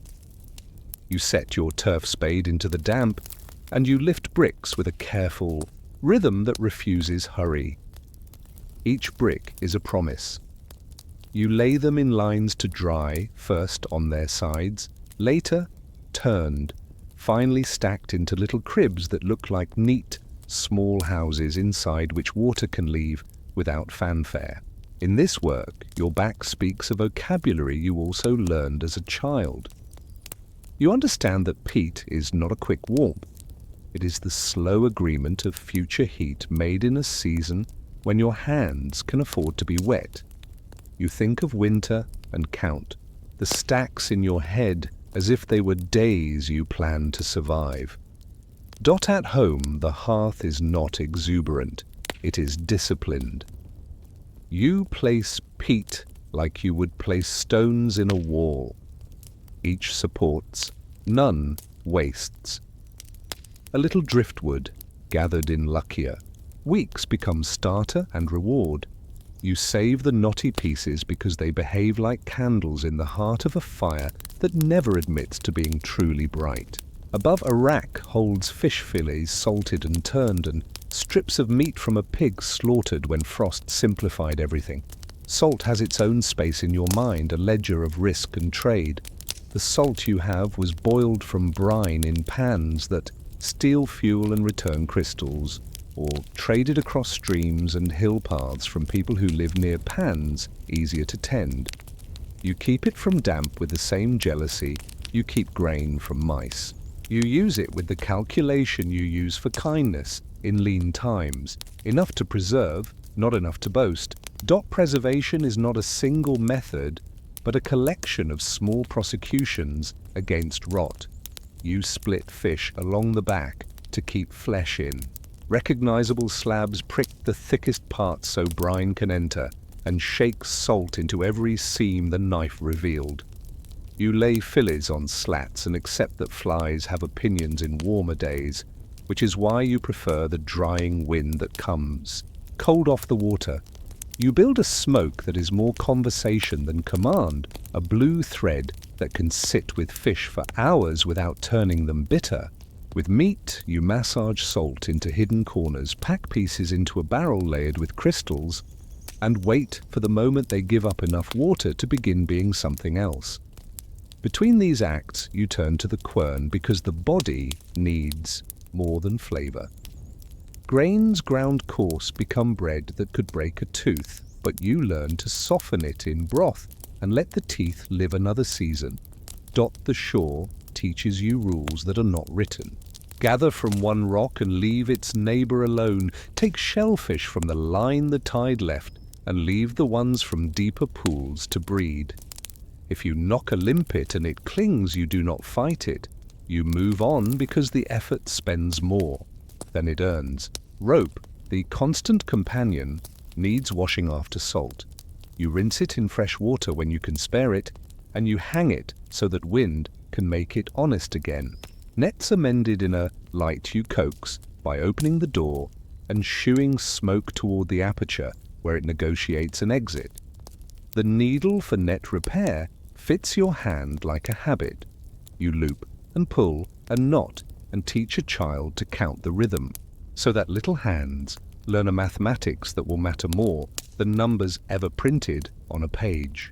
Hunger is not always a howl. Often it is an arithmetic that happens in your head behind other work.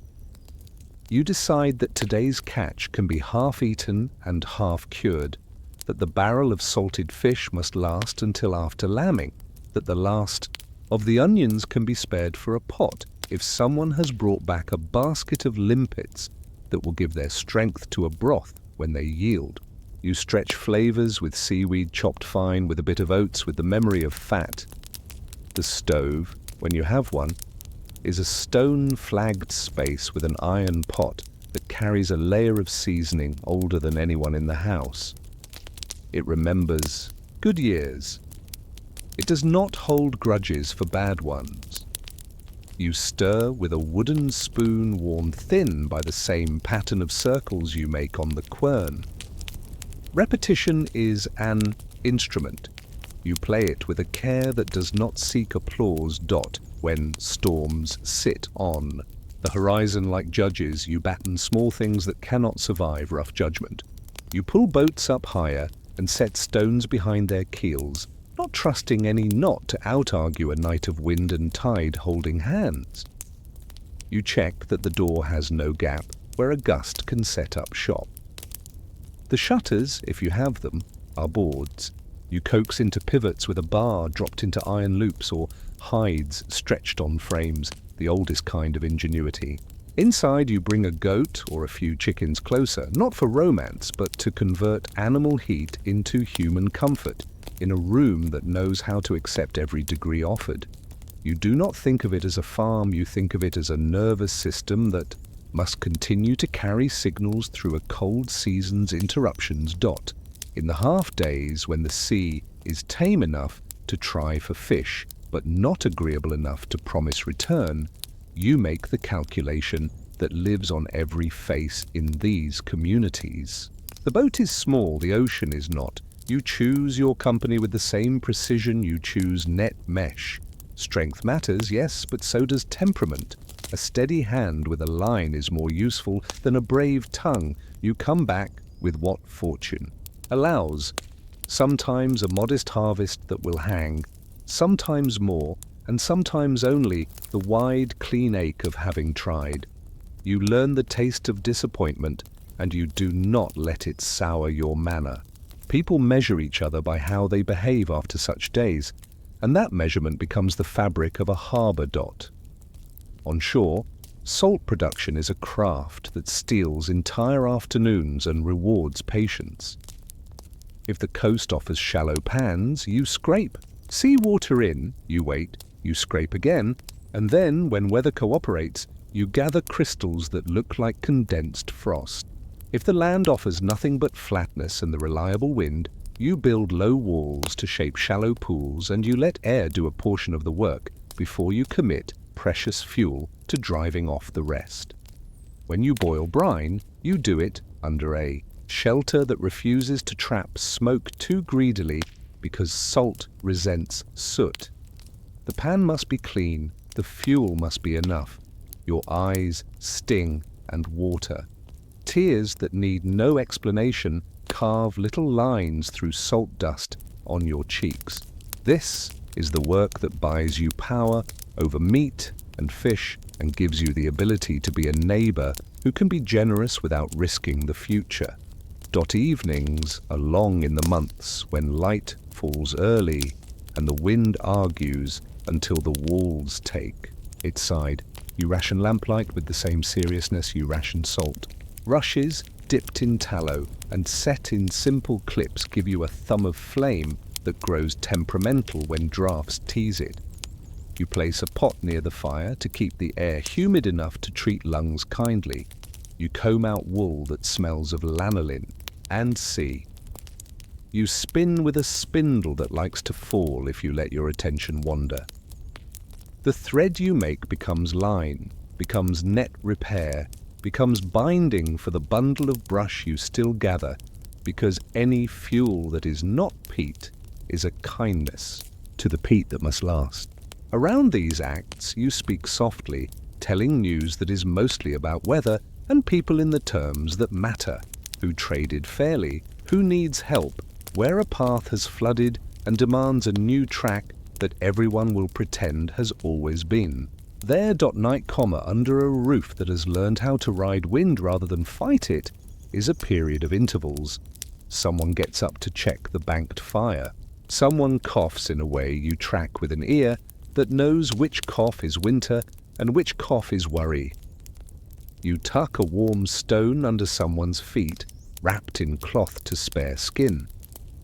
You sleep with others, not out of romance or poverty of space, but because warmth multiplied is not the same thing as warmth summed. You consider the barrels, the stacks, the rope, and the boats in the same mental inventory with which you consider your family's faces. You know the shape of everything that could break your rhythm if it fails. In the dark, you build small plans that are not grand but will provide tomorrow with its spine dot. Then, as if testing your patience, a string of days arrives when the sky clears, the tide favorably places itself, and the wind agrees to be an accomplice rather than an adversary. You work until light leaves because the work is a bank and those days are deposits. You bring in fish that will fill the racks, you gather kelp for the ash that will later meet soil, you repair a pan that has bitten through in a corner, you turn peat so the littlest bricks do not stay wet too long, and you carry water not to drink but to wash salt from hands so they do not split. Every action is small, every action is an argument for survival that needs no witnesses but demands constancy. You accept that this is the tone of life, and you ask yourself, as you lay down on a mattress that remembers better summers, what adjustment you might make while the weather still sometimes listens. What petty improvement in storage, in brining, in stacking, in rope keeping could translate months from now into a night when you sleep untroubled by the thought of barrels too light and racks too empty? You begin with water, because water begins everything here. A bucket is more than a bucket. It is a schedule. You fetch from a stream that runs sullenly in winter, swollen in thaw, stingy in summer, and every time you dip, you check the bank for slippage, the path for ice, the surface for a film that announces algae. You use fresh water to rinse rope and to dilute the brine when it grows too eager. The pans for salt sit on a low scaffold you rebuilt after a gale, reimagined the shape of your yard. You have learned how much wood or peat to allot per boil, how to keep the temperature in the range that coaxes crystals rather than fuses them into a mass. Salt grown properly looks like tiny architecture. Salt rushed looks like regret. You skim. You ease flame. You let your eyes water and do not turn away, because this is the kind of precision that turns a fish from a day's meal into a winter's implement. The shoreline seasons right themselves in your repairs. Nets are not improved by miracles, they are improved by 1,000 little mends that return them to their shape. You know the sound of twine that has decided to snap. You know the place, in the mesh where the break will spread if you ignore it, as if the net were a piece of gossip looking for a willing ear. Your hands hold memory in the tips of fingers. Where to tighten, where to let the knot breathe, where to reinforce with a different fiber that bears salt more kindly. Hooks get sharpened with a stone that knows how to flirt with iron. Lines are coiled deliberately so that in a hard moment in a small boat, you do not pull a knot into a tangle that will take your attention away from the sea's moods. Food in these months is more like a negotiation than a feast. A pot sits near the fire and does not empty. It receives contributions and gives them back softened, familiar. Fish heads become broth, shellfish lend their small umami, oats thicken, and a bone dredges up its last good habit into the liquid that keeps your hands warm and your stomach steady. On a better day, there's a loaf baked on a flat stone, a cake of grain that holds by virtue of heat and patience. If you have a rind of cheese left from the autumn's last grass, you shave it thin and make it travel. A child watches your knife and you let them smell the rind because tomorrow they might learn to make cheese in an upland shelter, and every bit of today is a rehearsal for a life lived by seasons. The human economy of your shoreline is a balance that knows the shape of scarcity. Measure becomes moral. A barrel's staves swell and shrink with weather. The same is true of trust. You weigh salt with a hand that knows how to be honest, because honesty spends better than deceit here. If you take too much in trade for fish, you cannot eat alone, you will have no one to barter with when wind holds boats on land for a week. Fair is not a sentiment, it is a technology. You perform it each time you portion out preserved meat, each time you share a rope when a neighbor's phrase, reputation is a winter store as surely as grain or peat. You do not keep a written tally, but you know how many favors can be safely called, and how many should be allowed to ripen into goodwill without explicit return. The sea is your marketplace and your hazard.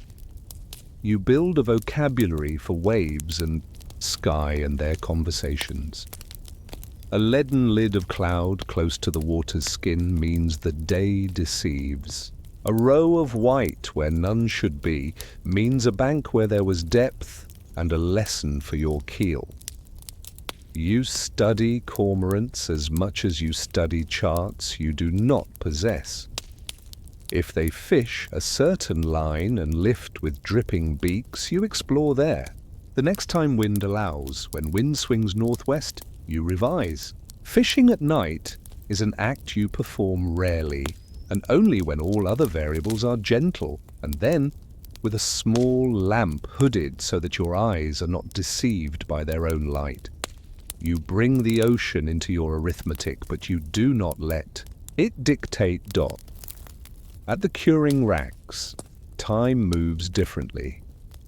You check each piece with a finger press.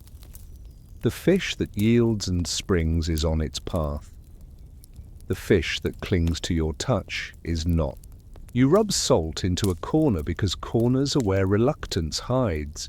You flip at intervals that become a discipline you can perform while thinking about other things. You hang the heaviest toward the windward side and let them teach the lighter ones patience. You wipe a strip with a clean cloth. If it leaves damp more than expected, you adjust airflow by moving a hurdle, by shifting a rack, by asking the house itself to help you draft the air. Every small audience with the fish is a decision. There is no automation.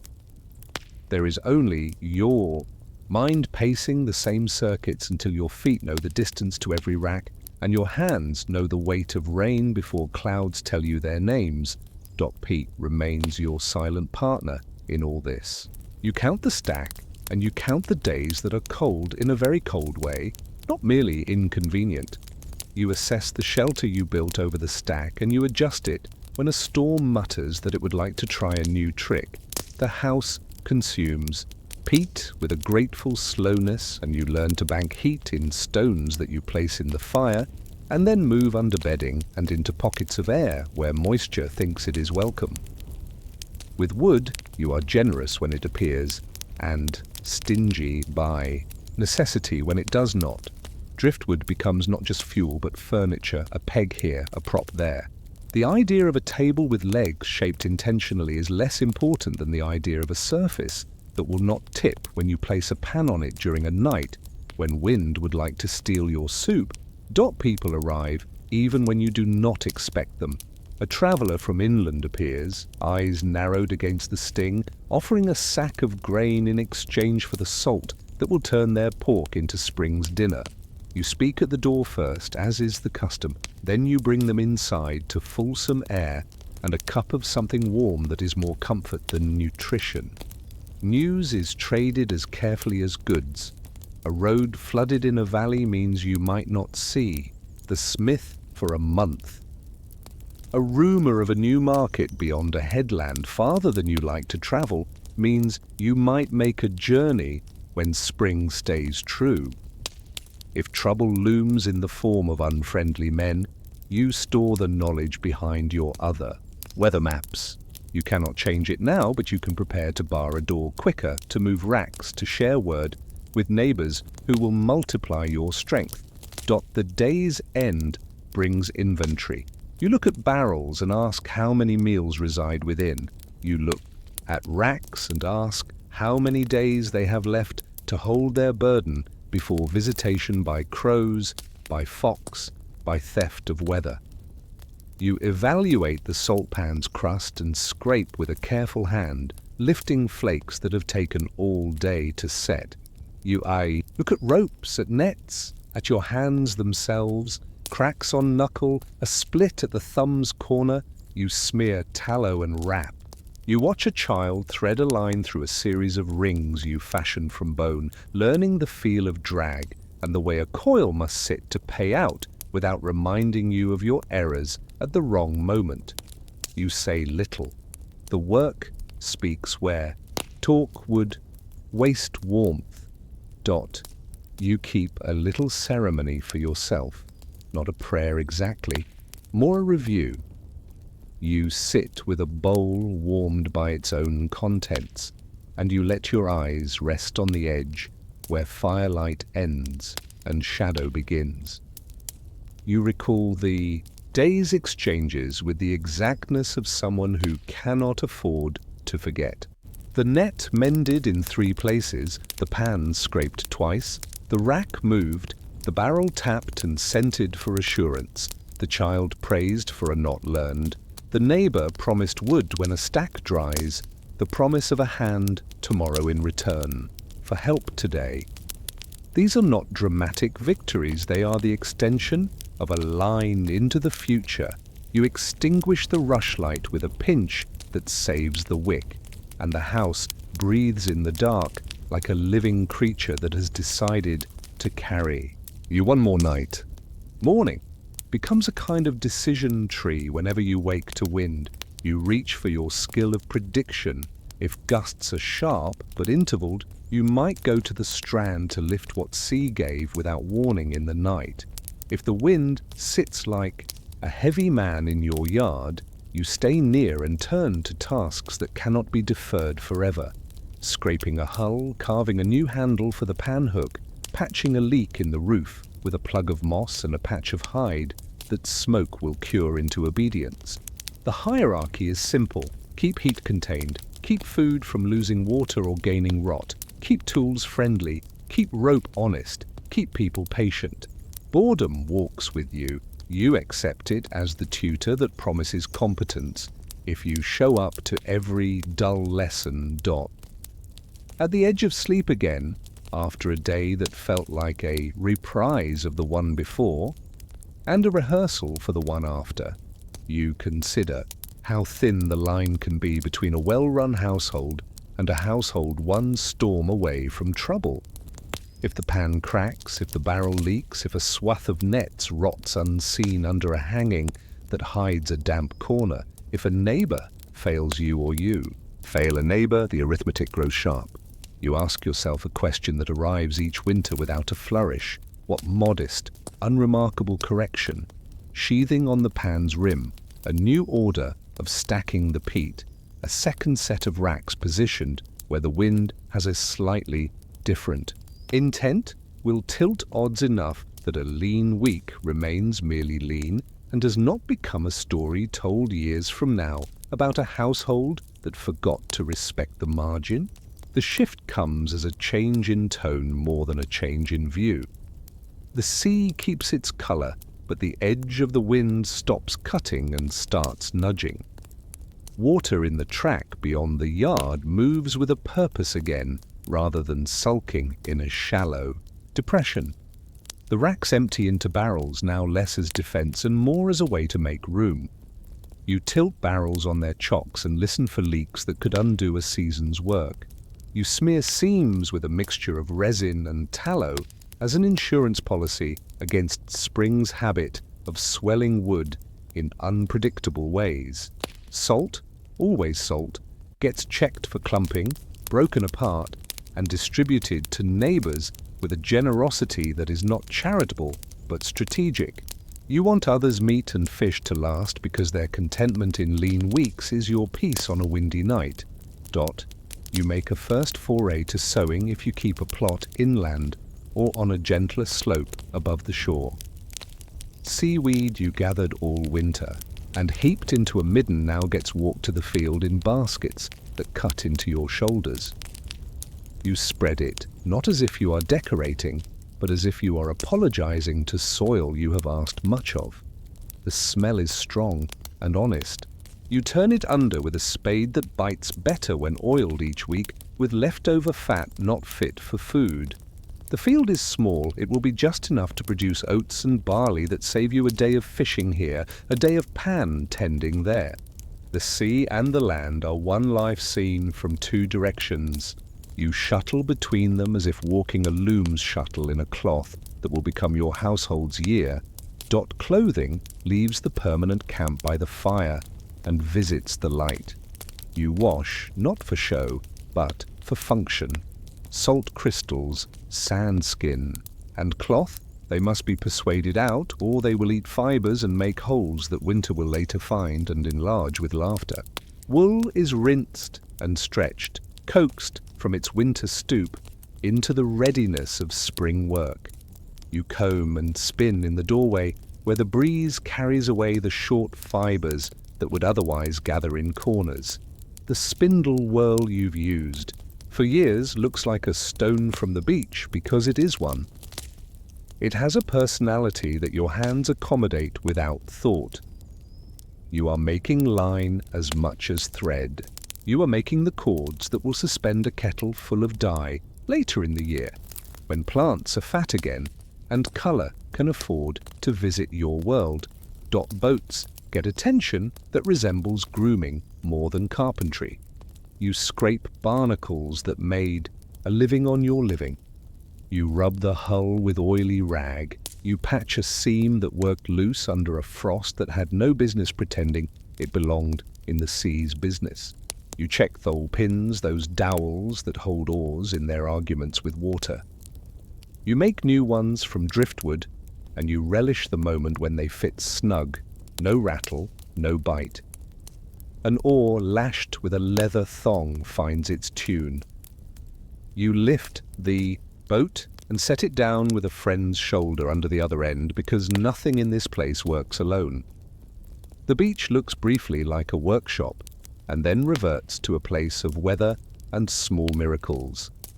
You stand on the strand with line in hand and consider what the ocean can give when it doesn't groan. You watch the ripples telling you where bed and current reach uneasy agreement. You cast with a motion that is a memory, not of a lesson, but of 1,000 repetitions. Your line sings in the water, in the tone that says, the knot you tied is the right one today.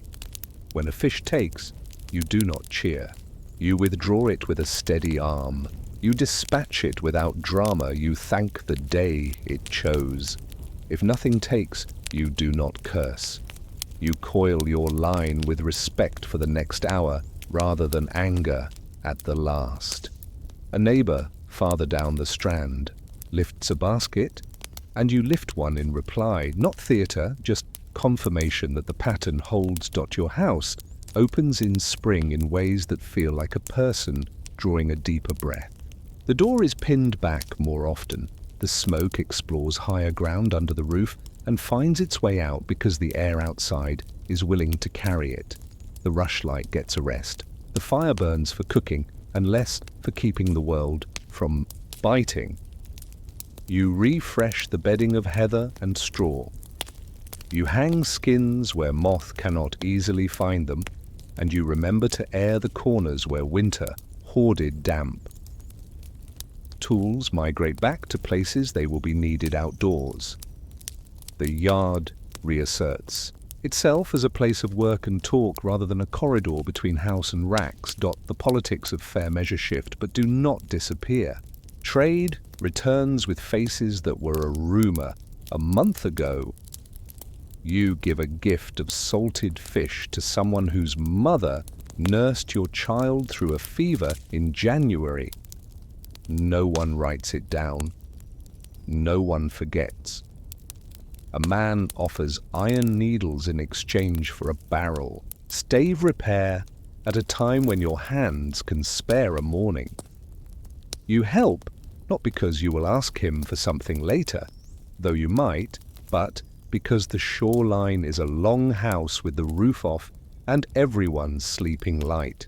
Shared competence is the lintel that keeps that house standing. You go once more to the salt pans, this time with less anxiety and more intention. Now you can boil at a pace that will not empty your fuel stack faster than driftwood arrives. You clean the pans properly, with sand and elbow and fresh water warmed to make the work less of a shock to skin. You recalibrate the heat, rediscover the timing that produces the best crystals for rubbing into flesh, for packing in jars, for shaking sparingly over a rare fried egg from a hen that has forgiven the season and begun to lay again. The smell of brine resolving itself into mineral is oddly sweet if you let yourself notice. At night, when you do not need to huddle so closely, you still find yourselves together because habit is not a cage. It is a comfort. Stories get told with a little more laughter in them. They are still stories about weather, about boats, about neighbors, but they include the chapter where someone made a clever change that made a difference. The rack moved to the lee of a wall that taught the fish new patience. The pan rebuilt with a lip that kept boilovers from stealing heat. The peat stack covered better, breathing under reeds instead of tarps, issuing a richer promise of heat to come. You build a small museum of lessons under your roof, and you show it with pride only to those who will understand it without needing it polished. When the first true fair day arrives, the one that makes even skeptical shoulders relax, you take a walk down the shore past the usual boundary. You are not looking for treasure. You are looking for evidence that your habits are wise.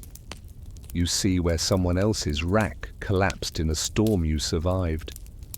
You see a boat pulled higher than yours, and you make a note. You see where kelp collects in a bend in the beach you ignored last year, and you make a plan to put a line there when the next tide tells you whether it is a wrecker's bend or a giver's bend. The shore talks if you learn to hear without trying to make it sing.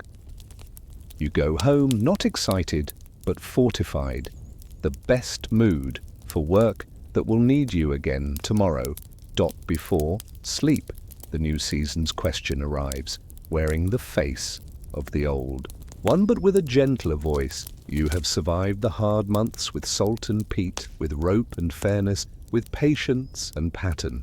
You understand now how little it takes to turn hunger into a story rather than a fate. What small, nearly invisible innovation, an extra peg here, a new notch cut into a beam for hanging, a second pan set lower for gentler heat, a ledger kept in your head with a slightly different order, will you adopt while the sky is kind, so that when wind returns to demand its due, you will pay it in small coins you have already saved, rather than with the expensive currency of fear? You begin to pack in a way that looks to outsiders like indecision, but is in fact knowledge divided into bundles. Transhumance is a rhythm older than the roads you will walk. The low ground has fed you through winter, its fences repaired and its byre tight, but now the grass begins to show a shade you recognize as intention. The uplands will wake later, and that lag is your advantage. You will move cattle to where flies are fewer, heat is a rumor rather than a fact, and grass is young and vigorous instead of trampled and tired. The shealing huts are waiting with their roofs weighted by stones, their doors leaning, their walls intact enough to finish. You pack what the upper pasture cannot provide: salt, a cauldron, cloth, a spindle, a few tools, a hide for the door, a bundle of rushlights, a small store of grain, and the intimate knowledge that milk is a perishable wealth that can be persuaded into longer life with attention. The path is not a straight line, because straight lines here ignore the intelligence of ground. You skirt bog, you climb where rock is honest about its slipperiness. You cross streams where stones make a stepping sentence you memorized years ago. The cattle walk with the patience of large, deliberate bodies that know how to be long-lived if you let them. A bell on the lead cow is a metronome. You hear its note against the day's wind, and you feel it adjust your stride without asking. Children carry loads that are not heavy but are meaningful. Pails that will hold milk, cords that will tie a new pen, a bag of rennet tied close because it is a craft in a pouch. You are not moving away from home, you are moving into the summer room of a house that covers a valley and a hill. Arriving at the sheiling does not bring rest. It brings a list that writes itself in a glance. The hut must be swept of winters, small dignitaries, rodent droppings, leaves, the dust of months of weather. The roofs holding stones must be rolled back into place where they wandered under snow load. The door must be persuaded not to stick. A pen for calves needs lashing back together with withies cut nearby. A trench for water must be cleared so that the living area stays dry, and the place where you will strain milk is not a mud rehearsal. The fire is kindled with the easiest gift from the low world. You brought a coal wrapped in moss in a tiny pottery, so that you do not waste time learning again the trick of teasing flame from cold flint when work waits in lines behind you. Cattle settle into the new ground with a kind of gratefulness that looks like better posture. Their muzzles are green in 10 minutes. You watch the way they stand and shift, cataloguing which animals will wander and which will keep counsel. Without fences in all directions, herd behavior is your law. You use bells and your voice. And at night, a tether that gives grazing without invitation to wolves, who are lesser danger now than a memory in some places, but whose habit lives in your habits. You water animals early and late. You notice cowpats because manure is a paragraph you must read. Too loose means too lush. Too hard means not enough. You respond with a patience learned over years. Move the herd a little, hold them longer here. Shorten their day there. Milk begins as soon as the animals remember you are here for it. Your hands adapt from winter's wood and rope to summer's udder and pail. The first streams froth and smell slightly of the journey. You strip with care to keep mastitis an uninvited guest. The milk is more than drink today. It is tomorrow's butter and next week's curd. You set it in shallow pans where the air is cool and the flies are fewer. You watch the cream rise and you skim with a movement you would not share with a stranger. Efficient, tender, exact. Butter happens when you turn the world into a vertical rhythm in a churn that bangs in the hut like a small drum. The buttermilk is not thrown away, nothing is. It becomes a baking liquid that persuades flatbread into being something new. Cheese is a sequence of decisions no more dramatic than successful rope making and no less important.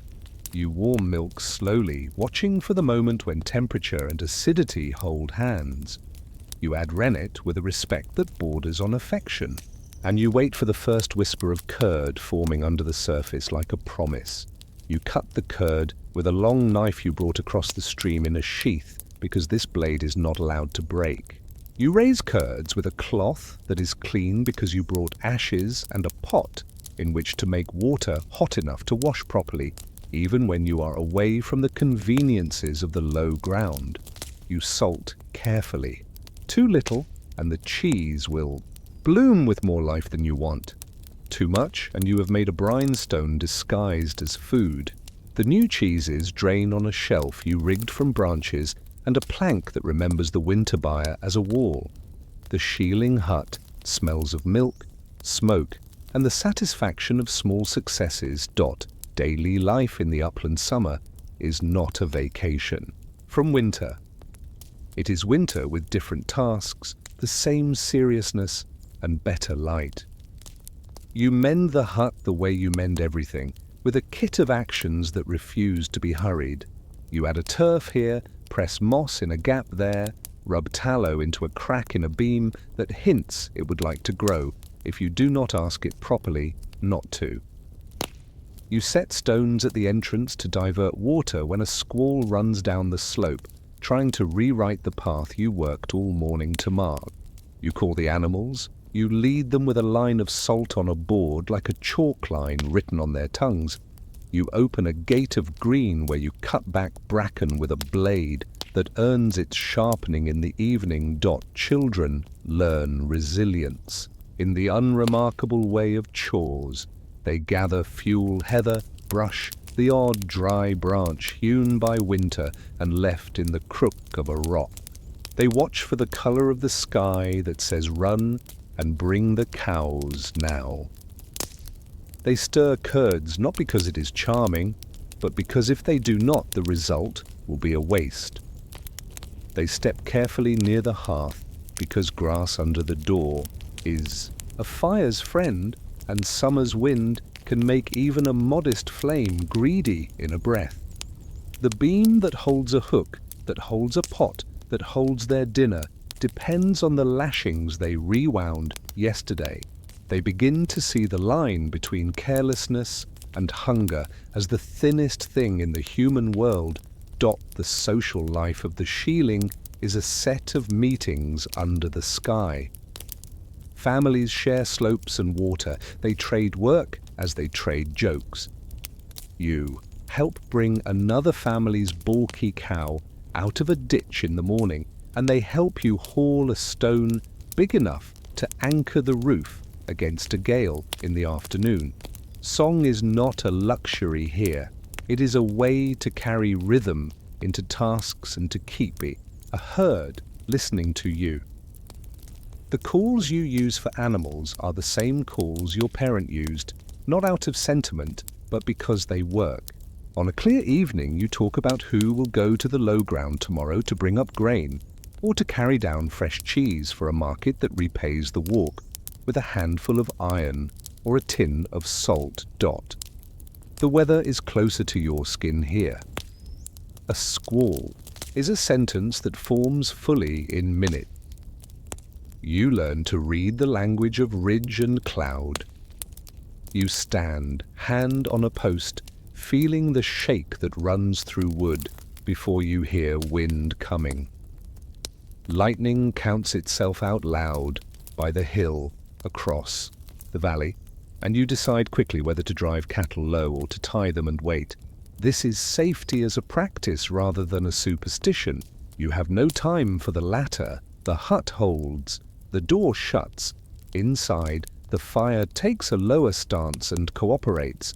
You sit where no gust can surprise the embers into trouble. You count the animals by sound because visibility is a luxury in a blow.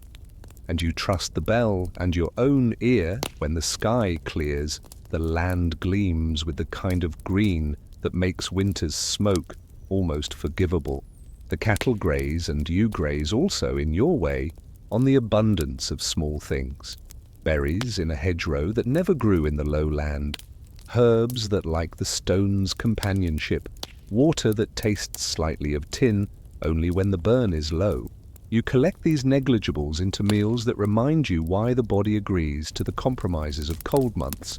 The children run in a way they cannot in a small yard hemmed by weather and tasks. You let them because you remember the value of lungs that learn to be big. Dot. At night, away from the old house, you feel a different rhythm of safety. The stars are nearer. The air finds you cleaner. The cattle's breathing through the door is slow artillery, reassuring in its sameness. The cheeses, turned and salted, lined on the shelf, look like policy rather than food. Butter in the cooler corner holds light like a small moon. You count without counting, animals resting, curds draining, wood stacked, pails rinsed and inverted, cords hung, knife oiled, spindle coiled with enough thread to hold the day's new mends. You lie down on a bed that smells of grass and smoke and wool, and you ask, in the voice of someone who trusts practice more than luck, what rule you will write tomorrow, in fencing, in milking sequence, in the placing of the churn, that will make this summer's lessons into winter's unremarkable triumphs. Morning work in the uplands is a cue that moves because you do. You lead the cattle to water in a line that keeps their hooves from eating the stream bank. You bring them to pasture in a pattern that your feet learned from someone else's feet, a figure eight that lets grass recover in its own slow arithmetic. You milk with the calm speed of someone who has already used up their panic on other seasons. Milk is warm, then it is room temperature. Then it is on its way to being something that will not die in 2 days if you are careful. The curds hold their shape today as if they remember your hand from yesterday. You are not sentimental about this. You prefer mathematics to mysticism. Temperature, time, cut, stir, rest, drain, press, salt, turn, repeat. Dot. The hut's interior becomes a diary of repetitions. Cloths hang where smoke spends itself in kindness rather than in flavor. Pails are inverted in a row that shortens with the day and lengthens again at dusk. A board is scrubbed with sand and water and a little ash when you have it, because ash, persuaded into service, is one of the oldest secrets you own. Tools have places and you do not violate their sense of home. A spoon laid improperly will be lost moments before you need it in a hurry, and you will lose more than time. You teach this without speech to smaller hands. They watch the way your body leans to the same hooks every day, and they internalize the placement of things as if learning to speak another alphabet. Dot. You maintain the track you walked in on and the tracks you will walk out on, because paths are investments like barrels, like roofs. A rain cuts a channel that becomes a threat if you ignore it. You stamp the edges back into a kind of attention, you drag brush to scatter the energy of water, and you place stones in the way that announces to other walkers that someone cared. In return, you will come upon a gap repaired, a stile mended, a stepping stone adjusted, someone else's way of telling you that the network of movement is healthy. Trust is a path stitched across distance and time by simple acts of maintenance, more than by grand vows. Animals write their own stories in dung and demeanor, and you read them because milk depends on comfort. A cow that shifts too often in the night might have stones in the bed, or a worry you haven't yet recognized. Flies can unravel a day's peace in an hour, and you respond by making smoke in a way that does not infect the hut, by moving the herd a small distance upwind where insects have not organized. Salt becomes a medicine applied to a scratch, a lick given by your hand that transfers into calm.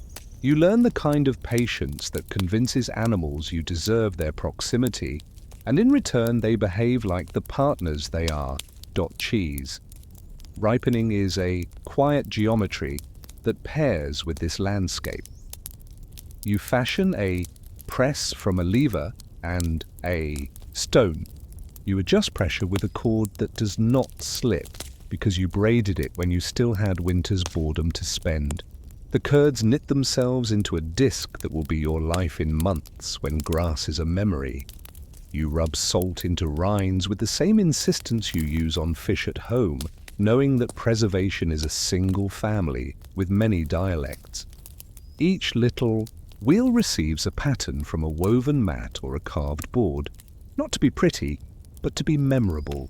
You will know which batch behaved by the look of its face, and you will reproduce behavior instead of hoping for luck.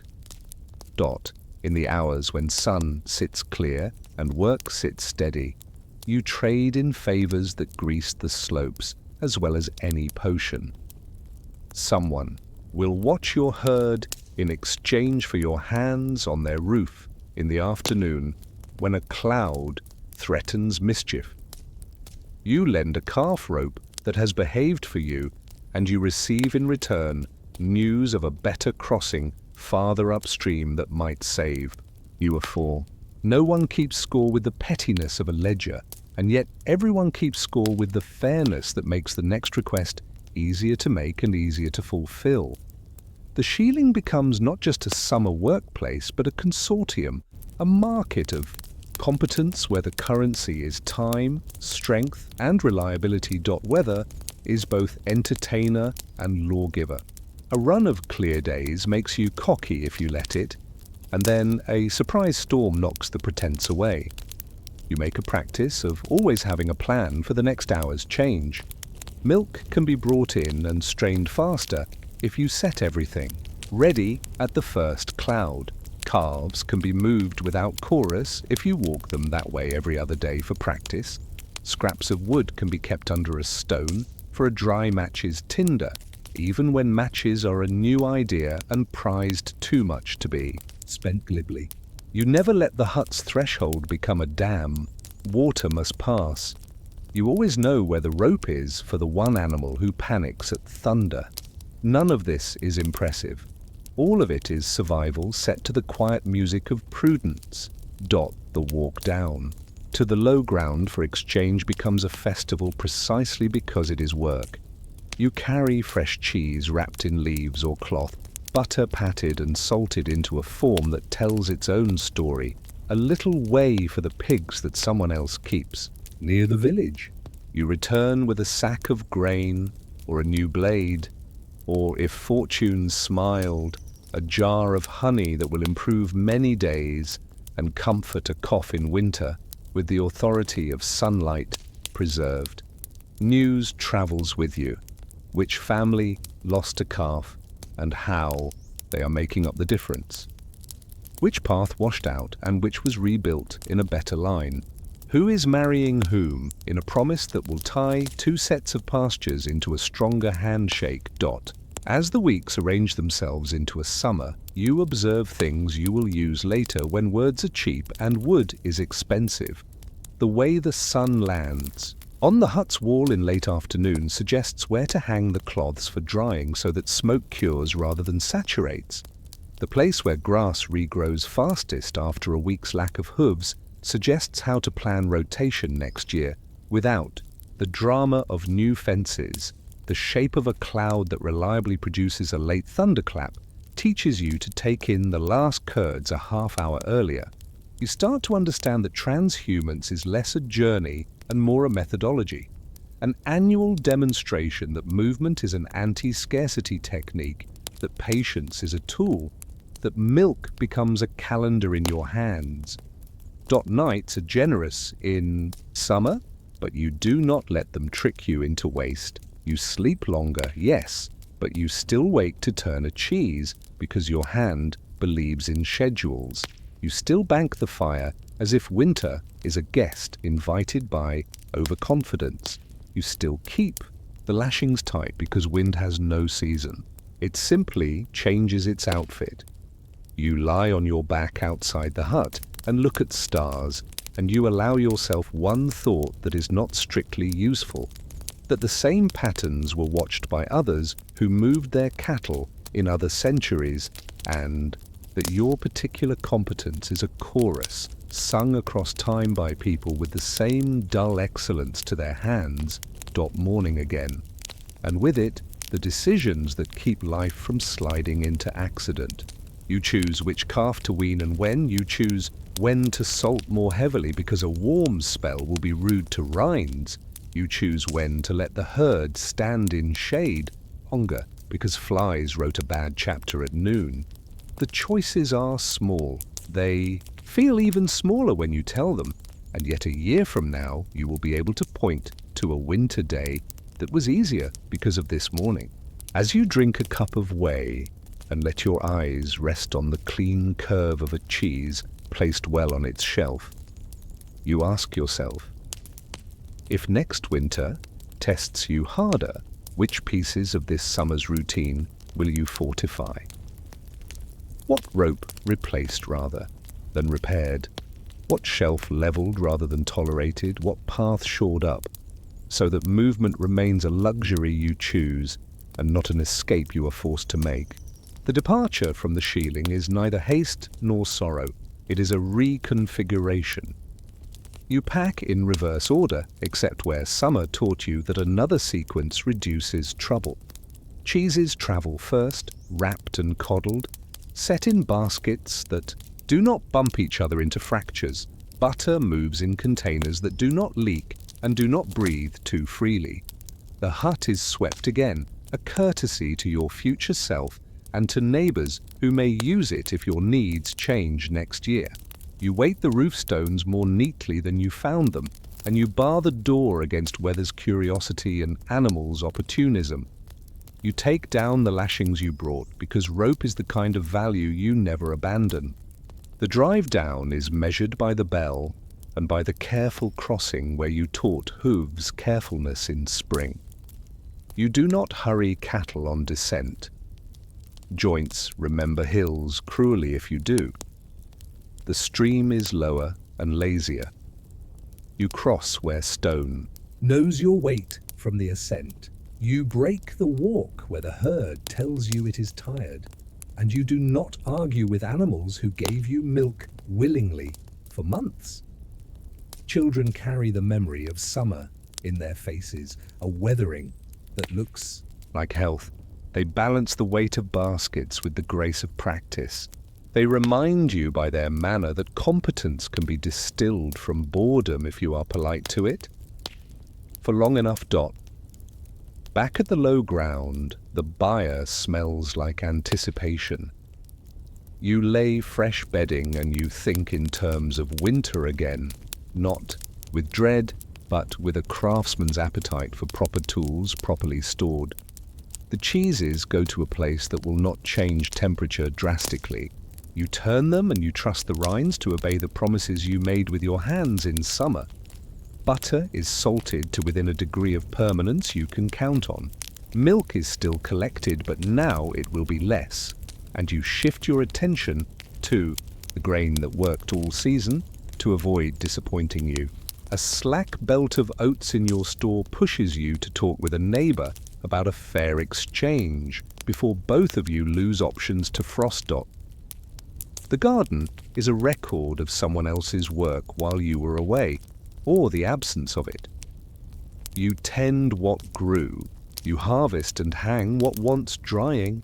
You dig and bank what will stay under soil's protection. You save seed with a reverence that looks like superstition, but is mathematics.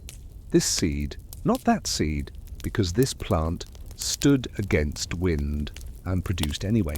You chop, you peel, you slice, you set the rack that cured fish to a new use curing apple or root. The house smells of sugar when you are lucky and of starch when you are simply alive. You write the whole inventory in your head as you move, and you correct any error before it grows teeth. The animals return to the rhythm of fences and stalls.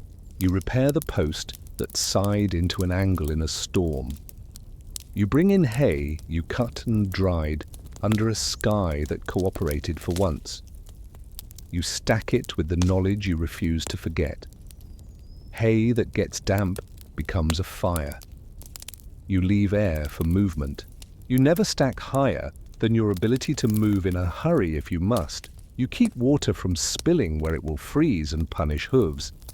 The yard becomes a theatre of considerations that people with simpler climates do not have to stage. Every year, social life changes key when the season does. Fairs appear on calendars that do not hang on walls.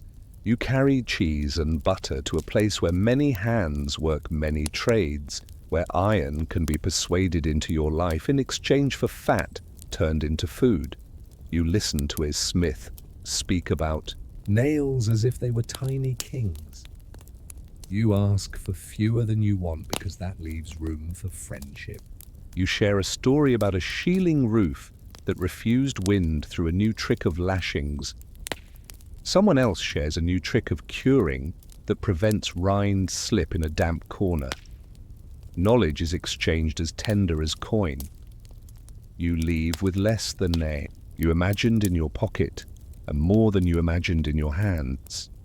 Winter comes back in its usual way. Early evenings, less grass, more decisions boil down to embers. But this winter is not last winter because summer took care to send it gift. The cheeses have faces that tell you your summer discipline was adequate. The butter color is a memory of flowers.